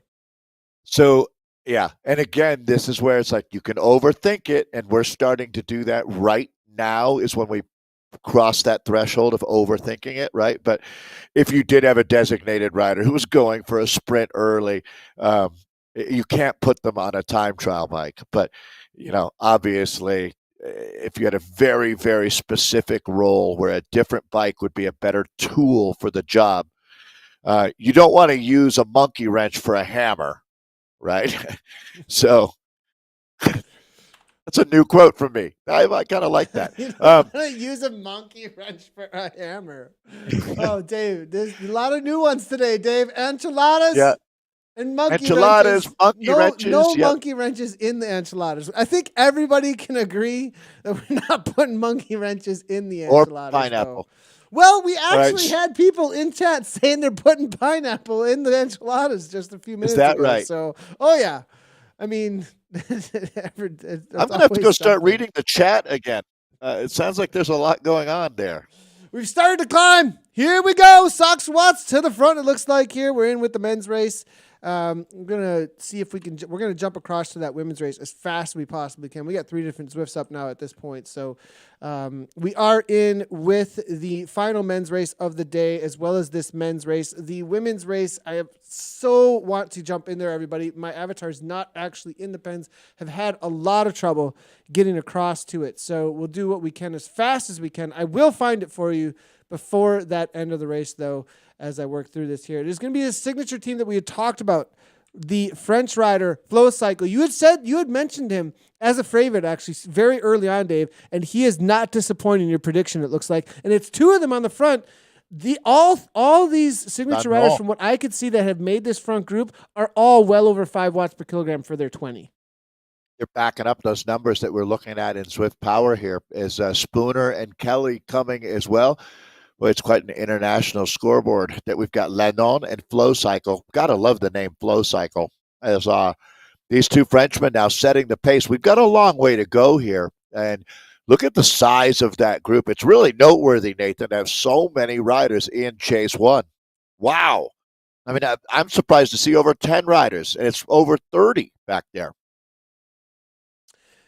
Yeah, and this is it, though. I mean, okay. the guys that have made it, yeah, I mean, it's going to thin out quickly here. Yeah, and real quick, I just want to mention on this also that because of the nature of some of the sections of this climb, 2 up on the same team, and knowing that the person that you're suffering with next to you is on your side, right? Like knowing they're not going to, well, maybe Flow Cycle saying, sorry, buddy, I got to go. Yep. But, okay, if they are similar, though, maybe Landon just wasn't timing it. He's jumping up into 7 here real quick. If they can match each other, there is something to be said for that. Climbing with somebody at the same pace like that is so huge. Listen, it's sharing the suffering, right? And you can turn your brain off so if you can completely trust the rider that you're with, you know that it's going to be an honest tempo being set and that you can both contribute. It's a beautiful thing because then you don't have to think as much. Oh man, okay, great job, Nathan. We're going to jump and you can see the split screen right now as this race coming up on a sprint. Wow. It's so this is going to be the final men's race of this block of racing that we cover here, and they're sprinting. Yeah, full gas here. This is going to be this Linstock section. That anvil being used. It's a 30-second, though. I'm not sure that's going to end up working out for him. It's VCRT trying to make that move. It What looks a like bummer. with an anvil. And it's just going to be too much weight, I think, here. Is he going to be able to come through? No, I think that's going to actually be to the front. He's actually, this is proving a point. Wait. I want Kate Bates. Remember this moment, Nathan. Remember Kate Bates talking about using an anvil in the sprint? That was crazy. So he actually was moved up like 5 places. Yeah. So he didn't win the sprint. So note to Kate Bates. I think you might be right, Kate. I can't believe what I just saw. That was insane. Have you ever heard Kate talk about that before? Yeah. Oh, yeah. She was like, I want to see what an anvil can do with the momentum and the added weight on a sprint. And it just happened in front of our eyes there. The Cipollini effect, right? Cipollini probably weighs 30 kilo more than Mark Cavendish. And there are times when, yeah. It's one of the amazing things about cycling is how any body type can be successful out here. You just have to play into your strengths. Ketz, Egeman, Hughes, all up near the front now as these guys are just getting into it. That first sprint, typically we're seeing riders getting dropped in the first few K out here. And then, Nathan, it's been settling down quite a bit up until around, well, it has its moments for sure, but it hasn't been as crazy in the first half of the race as we might see week in, week out. And it's just because of the fear factor of what's coming at the end of the race. And I've seen that a lot in my time in cycling, Nathan. The more ominous the finish of the race, the more the riders ease their way through the first half. This VCRT here, I have a feeling are showing up to dominate out here today. I just feel like they are really raring to go here at the front end of this race here. So we'll see how the VCRT team ends up playing out. Alex Dowsett, is that Dowsett? Dowsett is in the race. Did it? That's a pro kit right next to his name. Alex Dowsett. Is that? Hold on. Let's just make sure. I'm going to make sure what I'm seeing here is real. Okay. Because that's really cool. I mean, either way, you got me excited.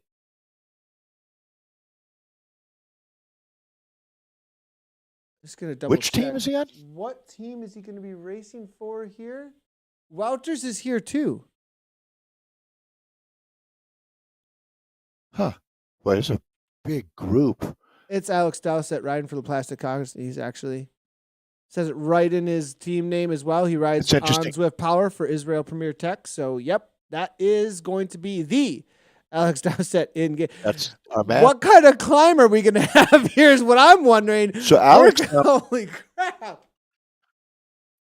yeah, so Alex is definitely, his career has been, the foundation of his career has been as a time trialist. He just went for the world hour record, coming incredibly close. Very popular British rider. He raced here in the United States for, it's probably a decade ago, maybe even more than that now, with the Hagens-Berman team. He was here really in the early years of that program when Taylor Phinney and that wave of cycling success was going on around the world. And a huge talent. I'm surprised, genuinely surprised to see him out here racing. He must have friends on the Cockneys. It's a well-established, seems like a really great group of guys. And they are lifting the pace right now, Nathan. Here we go. Really giving it. This is part of the reason why I covered this, actually. Because this battle at the top right now between the VCR Doggos and the Plastic Cockneys, it's only a 1 point difference. And I was like, we got to watch this for this race because Climbers Gambit is going to blow it up. And the Plastic Cockneys versus the VCR Doggos is going to be the conversation out here today. R3R Dev on the chase there as well. Hexagon there at 69 points there. And that's a little bit of a drop off to 59 points for fifth place for VCRT Newfoundlands. But some big names in here, that's for sure. Dowsett here, as you can see, a little ways back, getting right on into that super tuck. He is using his Israel Premier Tech kit there, as you can see. In game. Couple of UCI pros hanging out in here. It's funny. We have so many races, Nathan, and you know how I'm not the best with data. I was looking at the wrong start list. I'm not surprised. I looked at the wrong one 3 times today. Yeah. Anyways, so and it's funny too when you look at it. So because Israel Premier Tech is what team he's listed on with Plastic Cockneys in the parentheses there, that might have taken me longer to find Alex than that might have set a record. Level 32 Zwifter. Set a record. Setting records. I love it, Dave. Setting records. So level 32 Zwifter, he's done some time on the Zwift machine, getting ready for a big season. That's intimidating to know you're lining up with the rider. I wonder, has he been racing this season much? Because as you noted, Nathan, with almost 20,000 riders in WTRL, CRL, we can't cover every single race and every rider. We would love to, because there's so many great stories, but we are expanding our horizons, would you say? Trying to jump out and cover different divisions that we haven't looked at before, which might explain why I've never seen Alex Dowsett racing in ZRL before. Yeah, that would probably be exactly why. Actually, we've never covered this group, have we? Covered this group, yeah, exactly. We've right. Never covered this group, so I know some of you are waiting for that ladies race, and I've made some progress. Just so you know, we're working on it. We're going to be there soon. 6.5 watts per kilogram from Flow Cycle. So is Flow Cycle. Flow Cycle, 14 seconds up on his teammate. So they did not decide to actually make this happen, it looks like here, as far as the 2 up. But I think with 15 seconds over the chasers here, Landon's maybe quote-unquote comfortable. But Kelly, you had named him. You said the Sox Walks rider is going to be one to watch out for. And him and Spooner, and we named Spooner as well. I think he's got a solid 5.5 for 20. This race isn't over. You can close that kind of gap Good down point. with the time that they have here.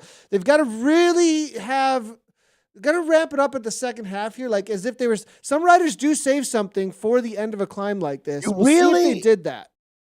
And it's interesting. You also are somewhat reliant upon them blowing up a little bit as well. It's kind of a two-way street there when you're trying to catch a rider. This is going to be Spooner and Kelly that we're looking at right now, 3rd and 4th out on course. It certainly looks like Flow Cycle and Landon having an incredible day out here. They're going to go 1-2 at this point. I wouldn't imagine that they would blow sky high and give Ian Kelly and Spooner a chance to make that catch. These two, though, having a fantastic ride. They're in their own private world of hurt here, Nathan, as I think these two are locking horns at this point with 1.6K to go. Not that steep anymore, and they're getting close to the point where the climbing's behind them here. Very close. As right now, it's just this last surge, and then once you go over the top, as they are, you're going to see. So actually, we're going back and picking up flow cycle now. This is your race leader, the Vanguard today here, as this one is pretty close to being. He's down to 1K to go, but you can see the watts per kilo remain consistent at 6. Thereabouts. They're starting to pick it up behind, but as a matter of fact, he's doing just great. No problem at all. Look what we are. I was able to find them. It took me a solid 20 minutes there, everybody, but I got them. This is the women's race here that we were talking about. Did you use we used all Leo the top Thorvaldsen secret. portal? We used the Leo Thorvaldsen cookie hack. That's what just ended up happening. It's named after her at this point. The Women's North Division 1. This is the situation. Sox Watts are in the conversation here. And the cookie competition is on as they make their way over toward the climb. There's going to be a front pack here at this point, it looks like, of 14 riders. Anna Beck, Katie Perry here. Karen Haglund's going to be Elizabeth Rico. Alexi Snover. Malin Bankston here. Laura Massey has made this. Feet Osterby. It's going to be Chiara Donnie. Kat Haynes. Leah Thorvaldsen. Lisa Weissner. Becca Ward. Katie Loker. Kat Ridgway. Rika Hamzen Pretorius. And Anastasia Bowler. That is the current situation in this women's EMEA North Division 1. We'll see if we can get some of the data for you, but we may have to settle for just hanging out with the images, at least on this race, just so as a heads up there. Thorvaldsen, I'm glad to see her in here because I think this is a chance for her to shine. Yeah, this is a good time to join the race, to tell you the truth. It's right before the final act as they're about to hit that climb. Leah Thorvaldsen, well known for her love of cookies. I think it was Hobnobs, wasn't it? That was all the rage going back a year ago. I was thinking of Cookie Crisp. I don't know if you even remember. Only in America would we be serving our children cookie cereal. I don't know if they probably still make it. I don't know why we would have stopped. I don't know if it doesn't. Wasn't there like a bank robber as like the? It was like a wizard. Was it a wizard? Okay, for some reason I remember a bank robber with the cookie. I think you're thinking of the Hamburglar. Well, no, I know the hamburger. There was like a bank robber guy who was on something like the Cookie Crisp, but I think you're right. I think that maybe it was a wizard and those. They were like battling. Could be. I don't know. Who knows? Could be. All right. So there was some sort of backstory going on there. Flow cycle with signature. First across the line. Landon's going to come through for second. That's the situation here with the men's race with Kelly coming in through 28 seconds back currently. And this is going to be done here pretty soon. That is going to be, this is the Southwest Division, just so everybody knows. I know we're jumping around a lot here. Spooner might be able to get him. He might do it. 8.6 watts per kilogram. Lots of speed coming through. Not going to happen there. Maybe Gabriella was right. The downhill sprint ended up mattering there. That's he was on a lightweight bike. He was on a lightweight bike. He would have won. The wrong, but he wouldn't have been that close if he wasn't on that climber. That was what was going on there. Starter here from Team NL. This is gonna be for 6th place. Gabby's comment cracks me up. Actually, I have a feeling she's a very cool person. All right, this is Stotter coming across the line now. Del Dossi finishing up. Sign had a great day. There's almost no way I can imagine they didn't take top. Seriously, no, I'm like that. Seriously, Dave, huge day for them, and they needed it today. They really needed it today. Next. Yeah. Look at this, another signature rider here. I mean, this is huge for them. They've got 3-4 riders, top 10, top 15. Peter here from we Dirt. Might not see another team. This is the first Dirt rider. Are they in trouble? Well, it certainly wasn't a great day. That's for sure. I have a feeling, Nathan, that I think if we looked at what took over the lead, they might have taken over. I mean, that's enough points, perhaps, that there was enough teams in between them to take away 4 points. They might tie or take the lead. We'll see how Signature play this out. But, I mean, obviously Dirt have been the better when it comes to pure sprinting, ruler type races, and TTT. They've got to show up the second half of the season still. Yeah, well, and that's where we're at now. Is this was really one of the most unique days of racing that we've had in ZRL history. This is going to be Schum coming through, so we're finishing up this race. We've got 2 other races out on course right now. As a matter of fact, these guys are hauling here as it looks like a decisive moment is happening. They're sprinting 4 points out here, and it's a Donnybrook going on right now, Nathan. Yeah, absolutely. Here, let's go ahead and take a look here. This is going to be the reverse KOM Titans Grove, the second sprint out there today. We were talking about the Plastic Cockneys. It's VCRT Doggos versus this team, Plastic Cockneys, currently at the top of the standings for this 78-77 for the season right now. We'll take a look at how the points are into playing off. VCRT going to come through, it looks like, for second and third, so that's some solid points, but Warren for the Cockneys taking it down out of Great Britain just now. Yeah, wow. All right. This is Roca that we're in with. You always wonder what's going to happen after a decisive moment like that. The Irishman Kenny is trying to make his mark. That's going to be the Doggos here, as it looks like VCRT. Boy, Nathan, something's going on here. VCRT's got 4 riders on the front, and they're dropping the hammer right now. Ooh la la. This is a big moment. Ladies are just starting their climb here, just as a heads up. We'll jump in with side-by-side here, as this is a moment, though, Dave. Good call here on the reverse of Titans Grove. They could continue on. Organized. VCRT, what is going on here with VCRT? Good spot there, Dave. Look at this. Yeah. They've got 3 on the front, and they know who's showing up today, I think. I think they know they need to put the pressure on. They've got 5 on the front now. So they're all in on this. This is very interesting. The dynamics of this, they are trying to blow this race to bits. So they've thrown a Molotov cocktail right now into the middle of this field, and everybody is trying to scramble and figure out what move to make. Left, right, and center. We got riders all over the shop, Nathan. It looks like they're calming down a little bit, but it did split though. It did split. Look, 2 seconds back. Stimson trying to get back on turn. Dowson's off the back here. Wouter's off the back by 7 seconds. He's not going to get involved. Another UCI pro dropped. Will Dawson and the rest get here is the question now. I mean, this is a pretty big deal. Not even in the top 20 at this point for the Plastic Cockneys. And how many of the Plastic Cockneys have made this lead group? On your left side of the screen, that is going to be the start of the climb for the women as they make their way on to their situation here. There has been a couple of dropped already. 9-second track for Electric Spirit Company. Board there from Revo as well off the back. Ridgeway is going to be at the back from Roca Corba. Roca Corba in here, Dave.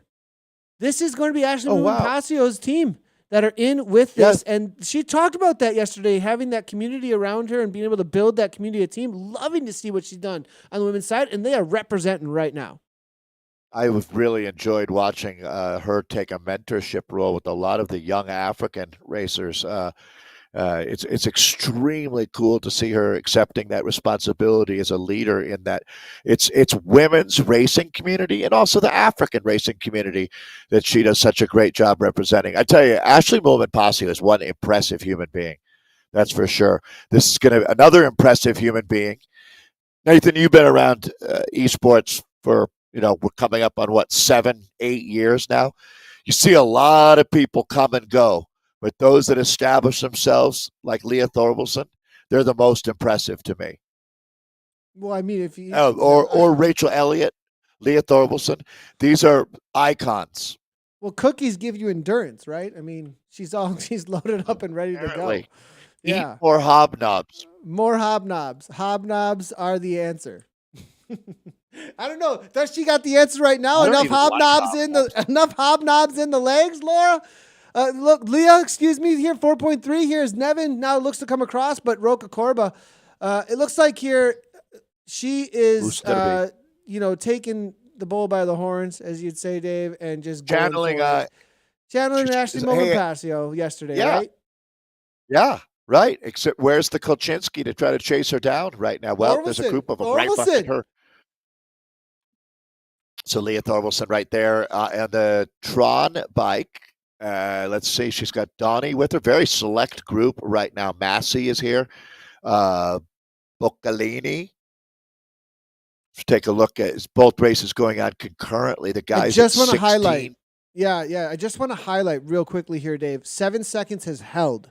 It is held between the Dawson, I'm surprised. between the Dawson group and that lead VCRT group, and they continue to work. They do not want them coming back. They have put people. They're doing this on purpose. And Duncan McRae Spencer is saying they must have dropped Alex and trying to stop him from catching. They have done a good job here of keeping that pack from chasing on. Interesting enough, one of the plastic cockneys went to the front here. No, who is this? Van Kant. Is he riding for the cockneys here? I'm going to have to double check the information here real quick. Yeah, that is going to be the kit. They're in the Bumblebee kit. Interesting enough. Still 7 seconds. As Dawson just drops the whole group and is trying to come across, he jumps up to 8 watts per kilogram. He's only at 159 beats per minute. Do you think he's saying, forget it, these boys aren't chased? Well, look, VCRT are back there. They're not going to help him. That's why. He's getting no help, and he says, forget it, I'm going across solo. Yeah, I mean, I don't know that anyone should be helping Alex Dawson. He's cyclocrossing across. He's going bananas. He's cutting the course. That's how badly he wants it. He's willing to ride through the very dangerous. You can't cut the course in Zwift. Just so everybody knows, you can't cut the course in Zwift. Just as a heads up, there was a connection. Zwift was trying to figure out where he was. Zwift was trying to figure out where he was. I sure hope he might have went so hard though that he bumped something, and because I think a lot of times you see that where somebody goes so hard that they bump a computer or their whatever, Pro, right. and then they hit their iPad, whatever and then bam. And I think he was Zwifting on an iPad or something at some point, from what I remember. Yeah, from what I remember. And he's probably at some kind of a training camp in Tenerife or something on top of a volcano with using the internet off of an Italian teammate's flip phone. Yeah. Now all we need is he has to eat a pineapple pizza for his recovery, and we were good to go. Good luck. Yeah. Okay. Well, wow. This is really so. Osterby, the Roca rider, Roca Corba, is down to, let's call it 5.5K of racing. Small chase group, and look at the damage that she has done. There's only a few riders left with a shot to make contact with the Danish strong woman here. Dave, they have played very well, though.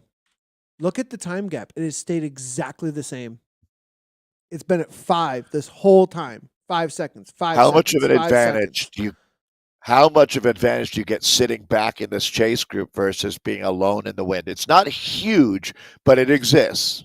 It definitely exists. And the other thing is that if I were with those ladies there, and I got up front, I got dropped or whatever, and then I am like, we're keeping this within. I'm keeping this within. I'm going to stay. That's really encouraging. I'm going to stay within myself, right? If you have more to give, unless you are unless you're cross-eyed and at your absolute limit. And then you're just hanging out. Right. And I think that's what's happening maybe with Massey, maybe with Thorvaldsen at this point as they drop off. But I have a feeling that some of these other riders, they're within themselves going, I'm going to close that down when the opportunity comes. Perhaps. I may be off, but there's a read here. The Italian Tawny looks very good. As a matter of fact, I think she's maybe the most likely here to make contact, although they still got a lot of work to do, as Osterby did not look like she was in any trouble, although I might want to take that back. It looks like they're just about to pounce. Boccalini. Very steep section, of course, here, 13%. Look at the gradient here. Yeah, 13.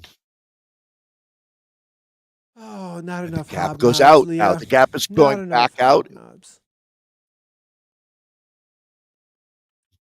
Well, maybe there are enough hobnobs. She's fighting back. I wonder if she was working with Massey there for a second. Maybe someone just slapped a hobnob on her, right? I can see that. Get me a hobnob. And then someone comes running out and puts a hobnob on her mouth and she chomps it down. Be pretty hard to eat right now, to be honest. Trying to get actual solid food down is probably not going to happen. No, nothing but sugar, I would think. Roca here Syrup. now. We got a Yeah. Roca for VCRT out of the US of A here on the That's attack, confusing. actually, through Ocean Boulevard. Interesting enough. I wonder if he's looking to fade climb. I'm not sure what's happening here. Pascolini here out of Austria looking to come across as well. Also for VCRT. They're working very well together, it looks like. The catch was made, I think, for a few of the riders. There is 20 here, but still this pack behind. Leroyer here, I think he may have been a part of that group that was trying to keep Dawson from getting across. I think Dawson had a dropout. Too bad to see. Is no longer a part of the conversation here. So Plastic Cockney still versus VCRT, though, on the right-hand side.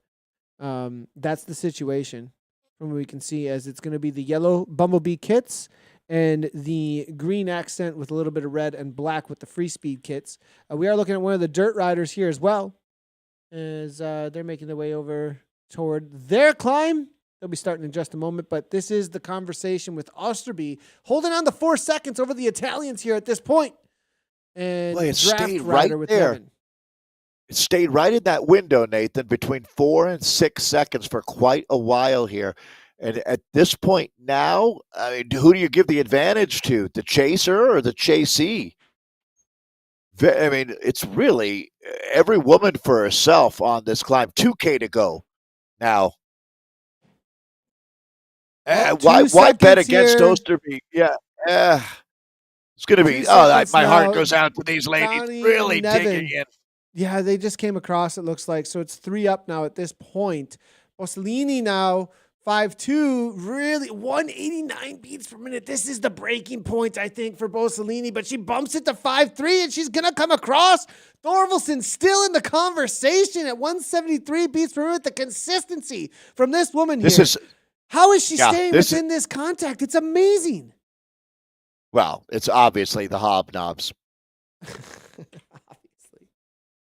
You don't have to be a genius to figure that out. She is fully charged. Leah Thorvaldsen showing you some real endurance here. This climb is brutal. Every rider is fighting their own demons inside right now, just keeping the pedals turning over. Oh, Nathan, my heart really does go out to these riders, and it's changing. The dynamics are very interesting up here in the front group, but the Italians now starting to apply the pressure. Donnie looking very, very consistent on this climb. She is not giving an inch out here. Bossellini comes across. Great bridge. That was an amazing bridge, actually, here by the Italian. We'll see if she can hold on 190 beats per minute. It's going to really be about right here. It flattens out by the castles here for just a moment. She needs a wheel. She cannot let that gap go, because if she can just hold on for a couple more seconds right here, she'll get a little bit of reprieve. But then it's going to be the final kick to the line here, and her teammates just putting the fire on the front right now. 4.6, 187 beats per minute. Osterby, the rider who was the aggressor from the start, now on the back foot perhaps, or is she sitting in and waiting to pounce, is the question. Up in the 5.4 watts per kilogram. Thorvaldsen now faded to 9 seconds back, riding a race of her own. Her heart rate just went up 10 beats. So obviously a little bit extra here on the back end of this course, as she looks to stay in contact, but it's going to be a 4th place. She's trying to hold off Massey from draft now at this point. Donnie now at the front again. These are the two that have really been. Look at this, though. Oh, Osterby again. Osterby is up for the fight, no doubt. It goes back and forth, just body blow after body blow from these women, I tell you. And it's not just those two. As Boccellini sitting third wheel, it's now again the Danish rider Osterby back onto the front as they rapidly come up on 1K to go. This is the last really tough part of the climb. You're right, Duncan. Thank you for that. Look at his profile picture.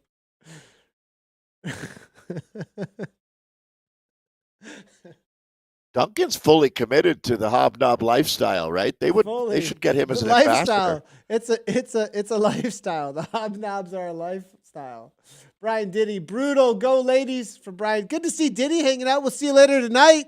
Not sure you're gonna have to go for that Essie's up front. I wonder how your climb's gonna go there, Brian.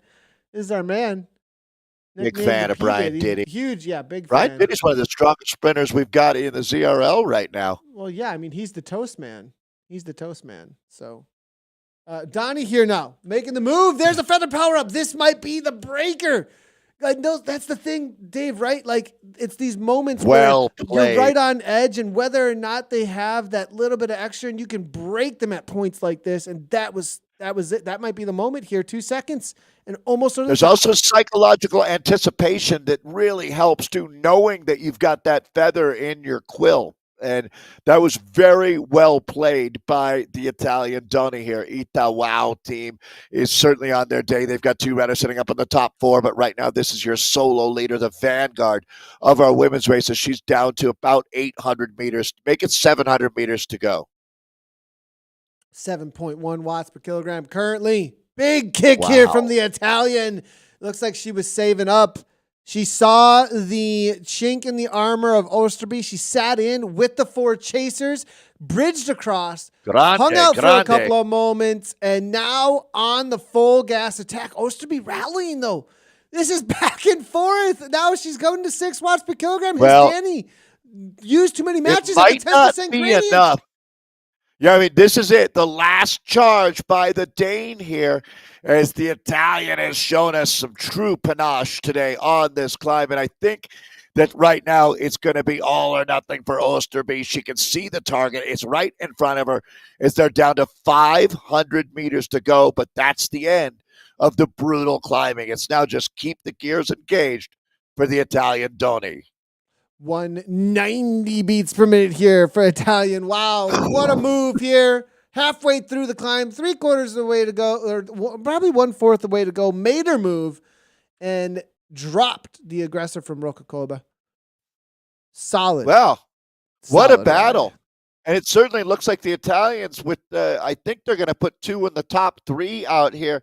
It might be their day as a team, but got to give credit to Osterby as well, the Danish rider.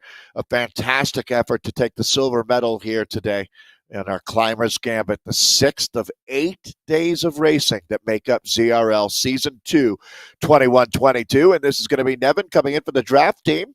So the Norwegian, outstanding ride for what looks like a bronze medal today. We're going to jump. Apologies, These everybody. dudes are back in their own world. Has finished. These dudes are in their own world.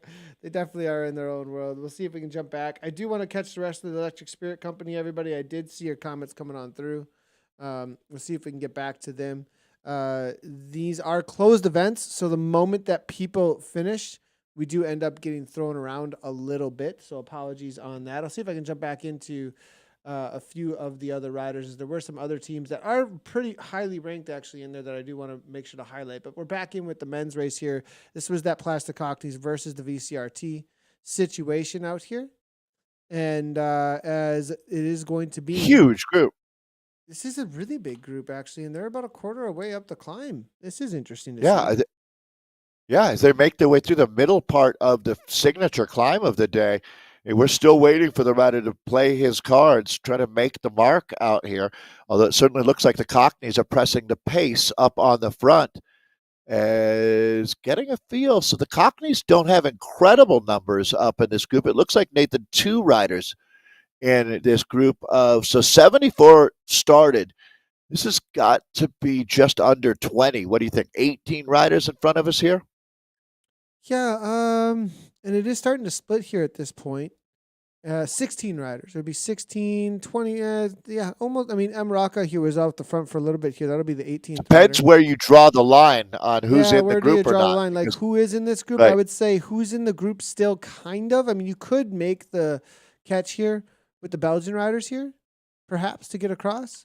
But I have a feeling really this is going to be the vanguard, as you would say, Dave, right here.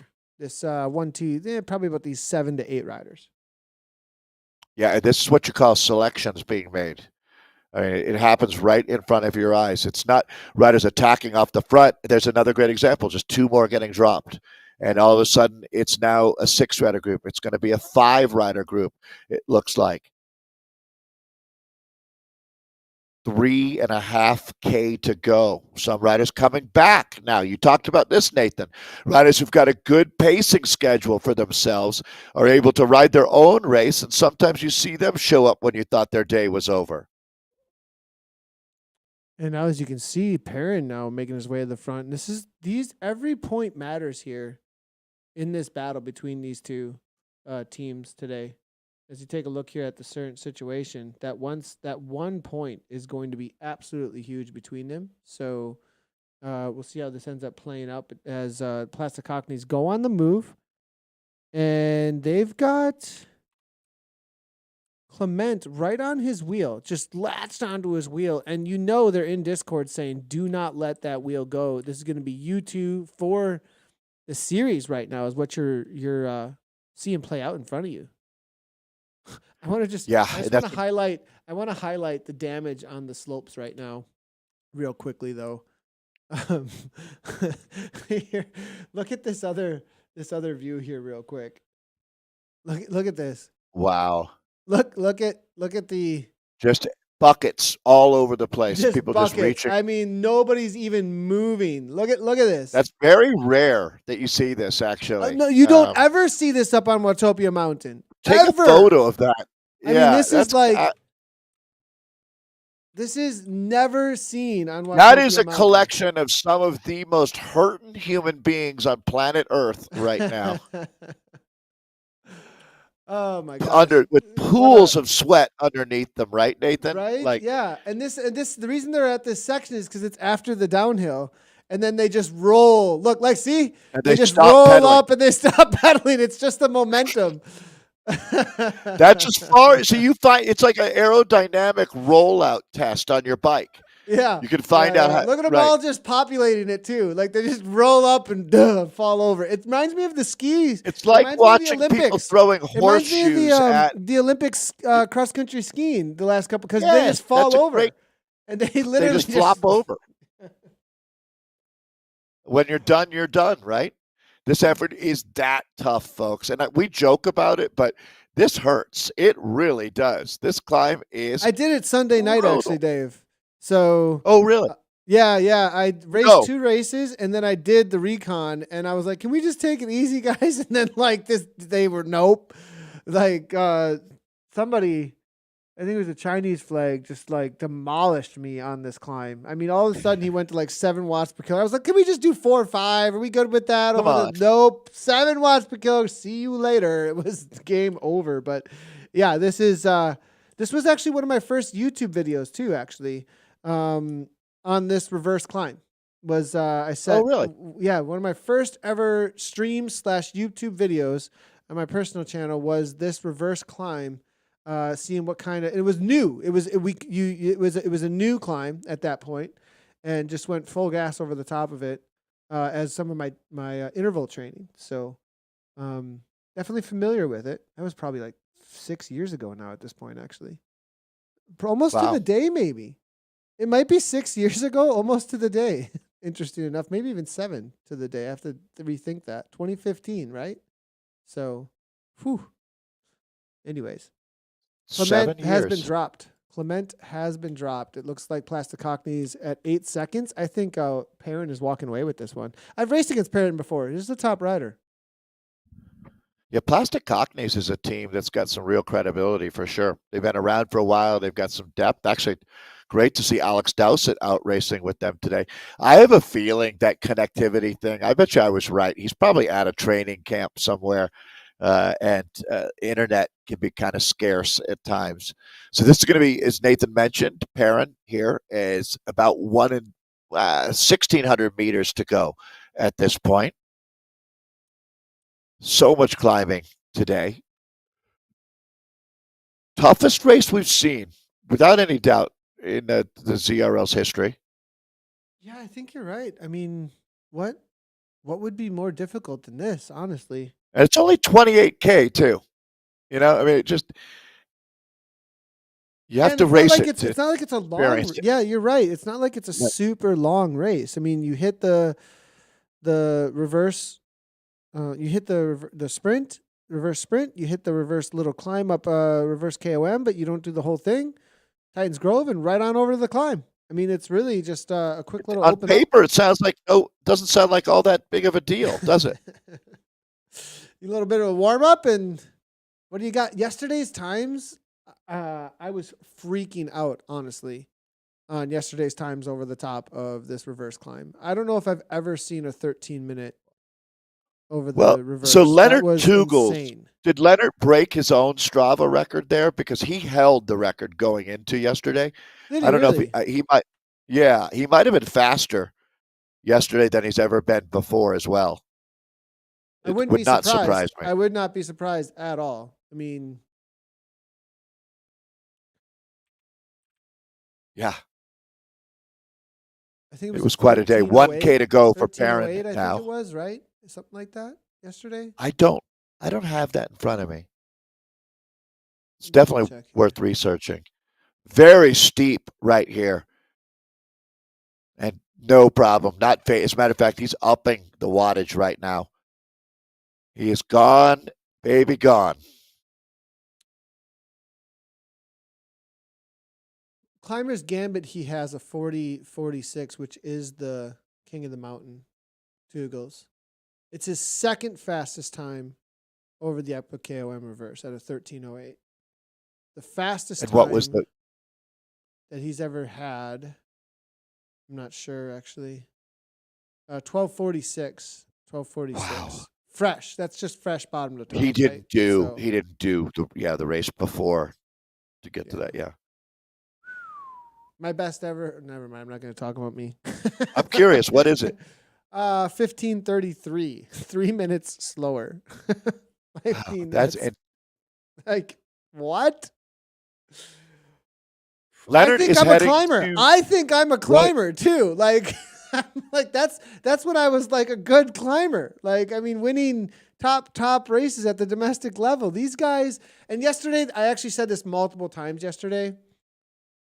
This is now going to a whole new level. And I said this in a private chat actually with someone. We are going to find in my opinion, in a couple of years, the best riders in the world will be coming out of esports because of the way that it pushes, them and the kind I of wouldn't talent argue. that you're able to find here. As we see Perrin here being one of the better riders in the world right now, over the top. I wonder what kind of time he's going to be able to pull off. Be able to bring up the leaderboard. Now, Zwift is going to change the way that talent is identified. It has already. The way that talent is identified, that opportunity is distributed.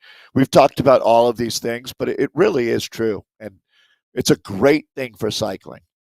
Zwift might be the best thing that happened to bike racing in the last 50 years. I would not disagree with that at all. As 15 minute. Okay, I'm feeling a little bit better about my time as these boys come over the top here. I'm within like 45 seconds. You would have been right there with them. Right, yeah. I'd be here with these guys, not Premier Division climbers. Whew, Biggs here. Rand, KWCCC. Now, next one's across the line here. We're still looking at our top 10s. This is 7th place right now. Coming across.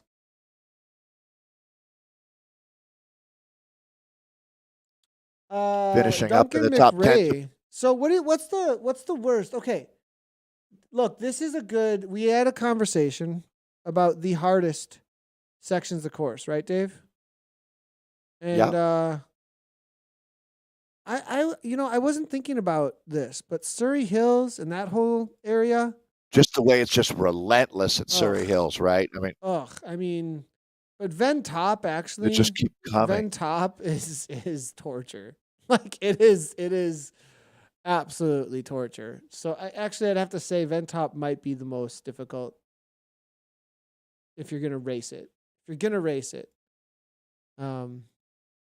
It's worse than Alpe d'Huez Zwift, actually. Honestly, I have to say for me.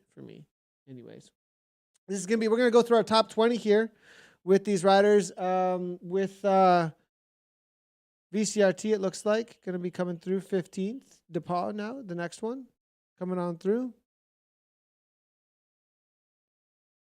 These points really do matter here as we're into the 6th of 8 races of this season. And it's close. This is one of the more competitive divisions that we have out here. Yeah, VCRT with a lot of people coming through here. I have to see where things They're going to need them. Standing. Yeah, because Plastic Cockneys were right on their heels when it comes to the overall. Martin fading here, 176 beats per minute. R3R Dev, they were in that 3rd place spot, so I believe they were, weren't they? Yeah. So having a solid ride still. But I have a feeling they may be struggling to hold on. Well, to I don't this, know. Was it head-to-head enough for the with others. Cockneys to take over the lead with only 2 races left in the regular season? Either way, it's going to be very close. I imagine that they remain 1-2 here all the way through the rest of the season. It's going to be quite a battle. 100%. All right, everybody. As we see Leroyer coming across, that's going to be 21st place. Dave, here we go. Let's go ahead and we're going to point everybody actually for today over to WTRL.racing because it was back-to-back racing. All of the results that will be coming in essentially would be like 10 minutes of results boards reading. So we're going to send you over to WTRL.racing for all of the results out there today. We still have more broadcasts coming. Make sure to head on over to those that are pre-scheduled. They are on our YouTube, America's East as well as America's West. If you are following over on Zwift Power, they will be linked up at the top of Zwift Power for upcoming live streamed races.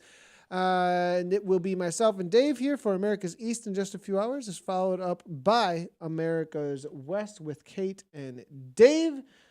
Thanks everybody for hanging out in the chat. It was great to see all of you as usual. If you haven't done so already, hit those follow buttons and stuff. Dave, final words on today and looking forward to tonight as far as like some sort of encouragements towards the riders. Like what have we seen and what to predict and how to race the race? I mean, all I can say for our climbers out there is you asked for it. So that's a good one. That is you asked for it. You asked for it. As you saw today, you want to watch back some of the broadcasts. There were some pretty good tactics. Go ahead and watch that back. We'll see you all later tonight for the America's Races. As always, right on.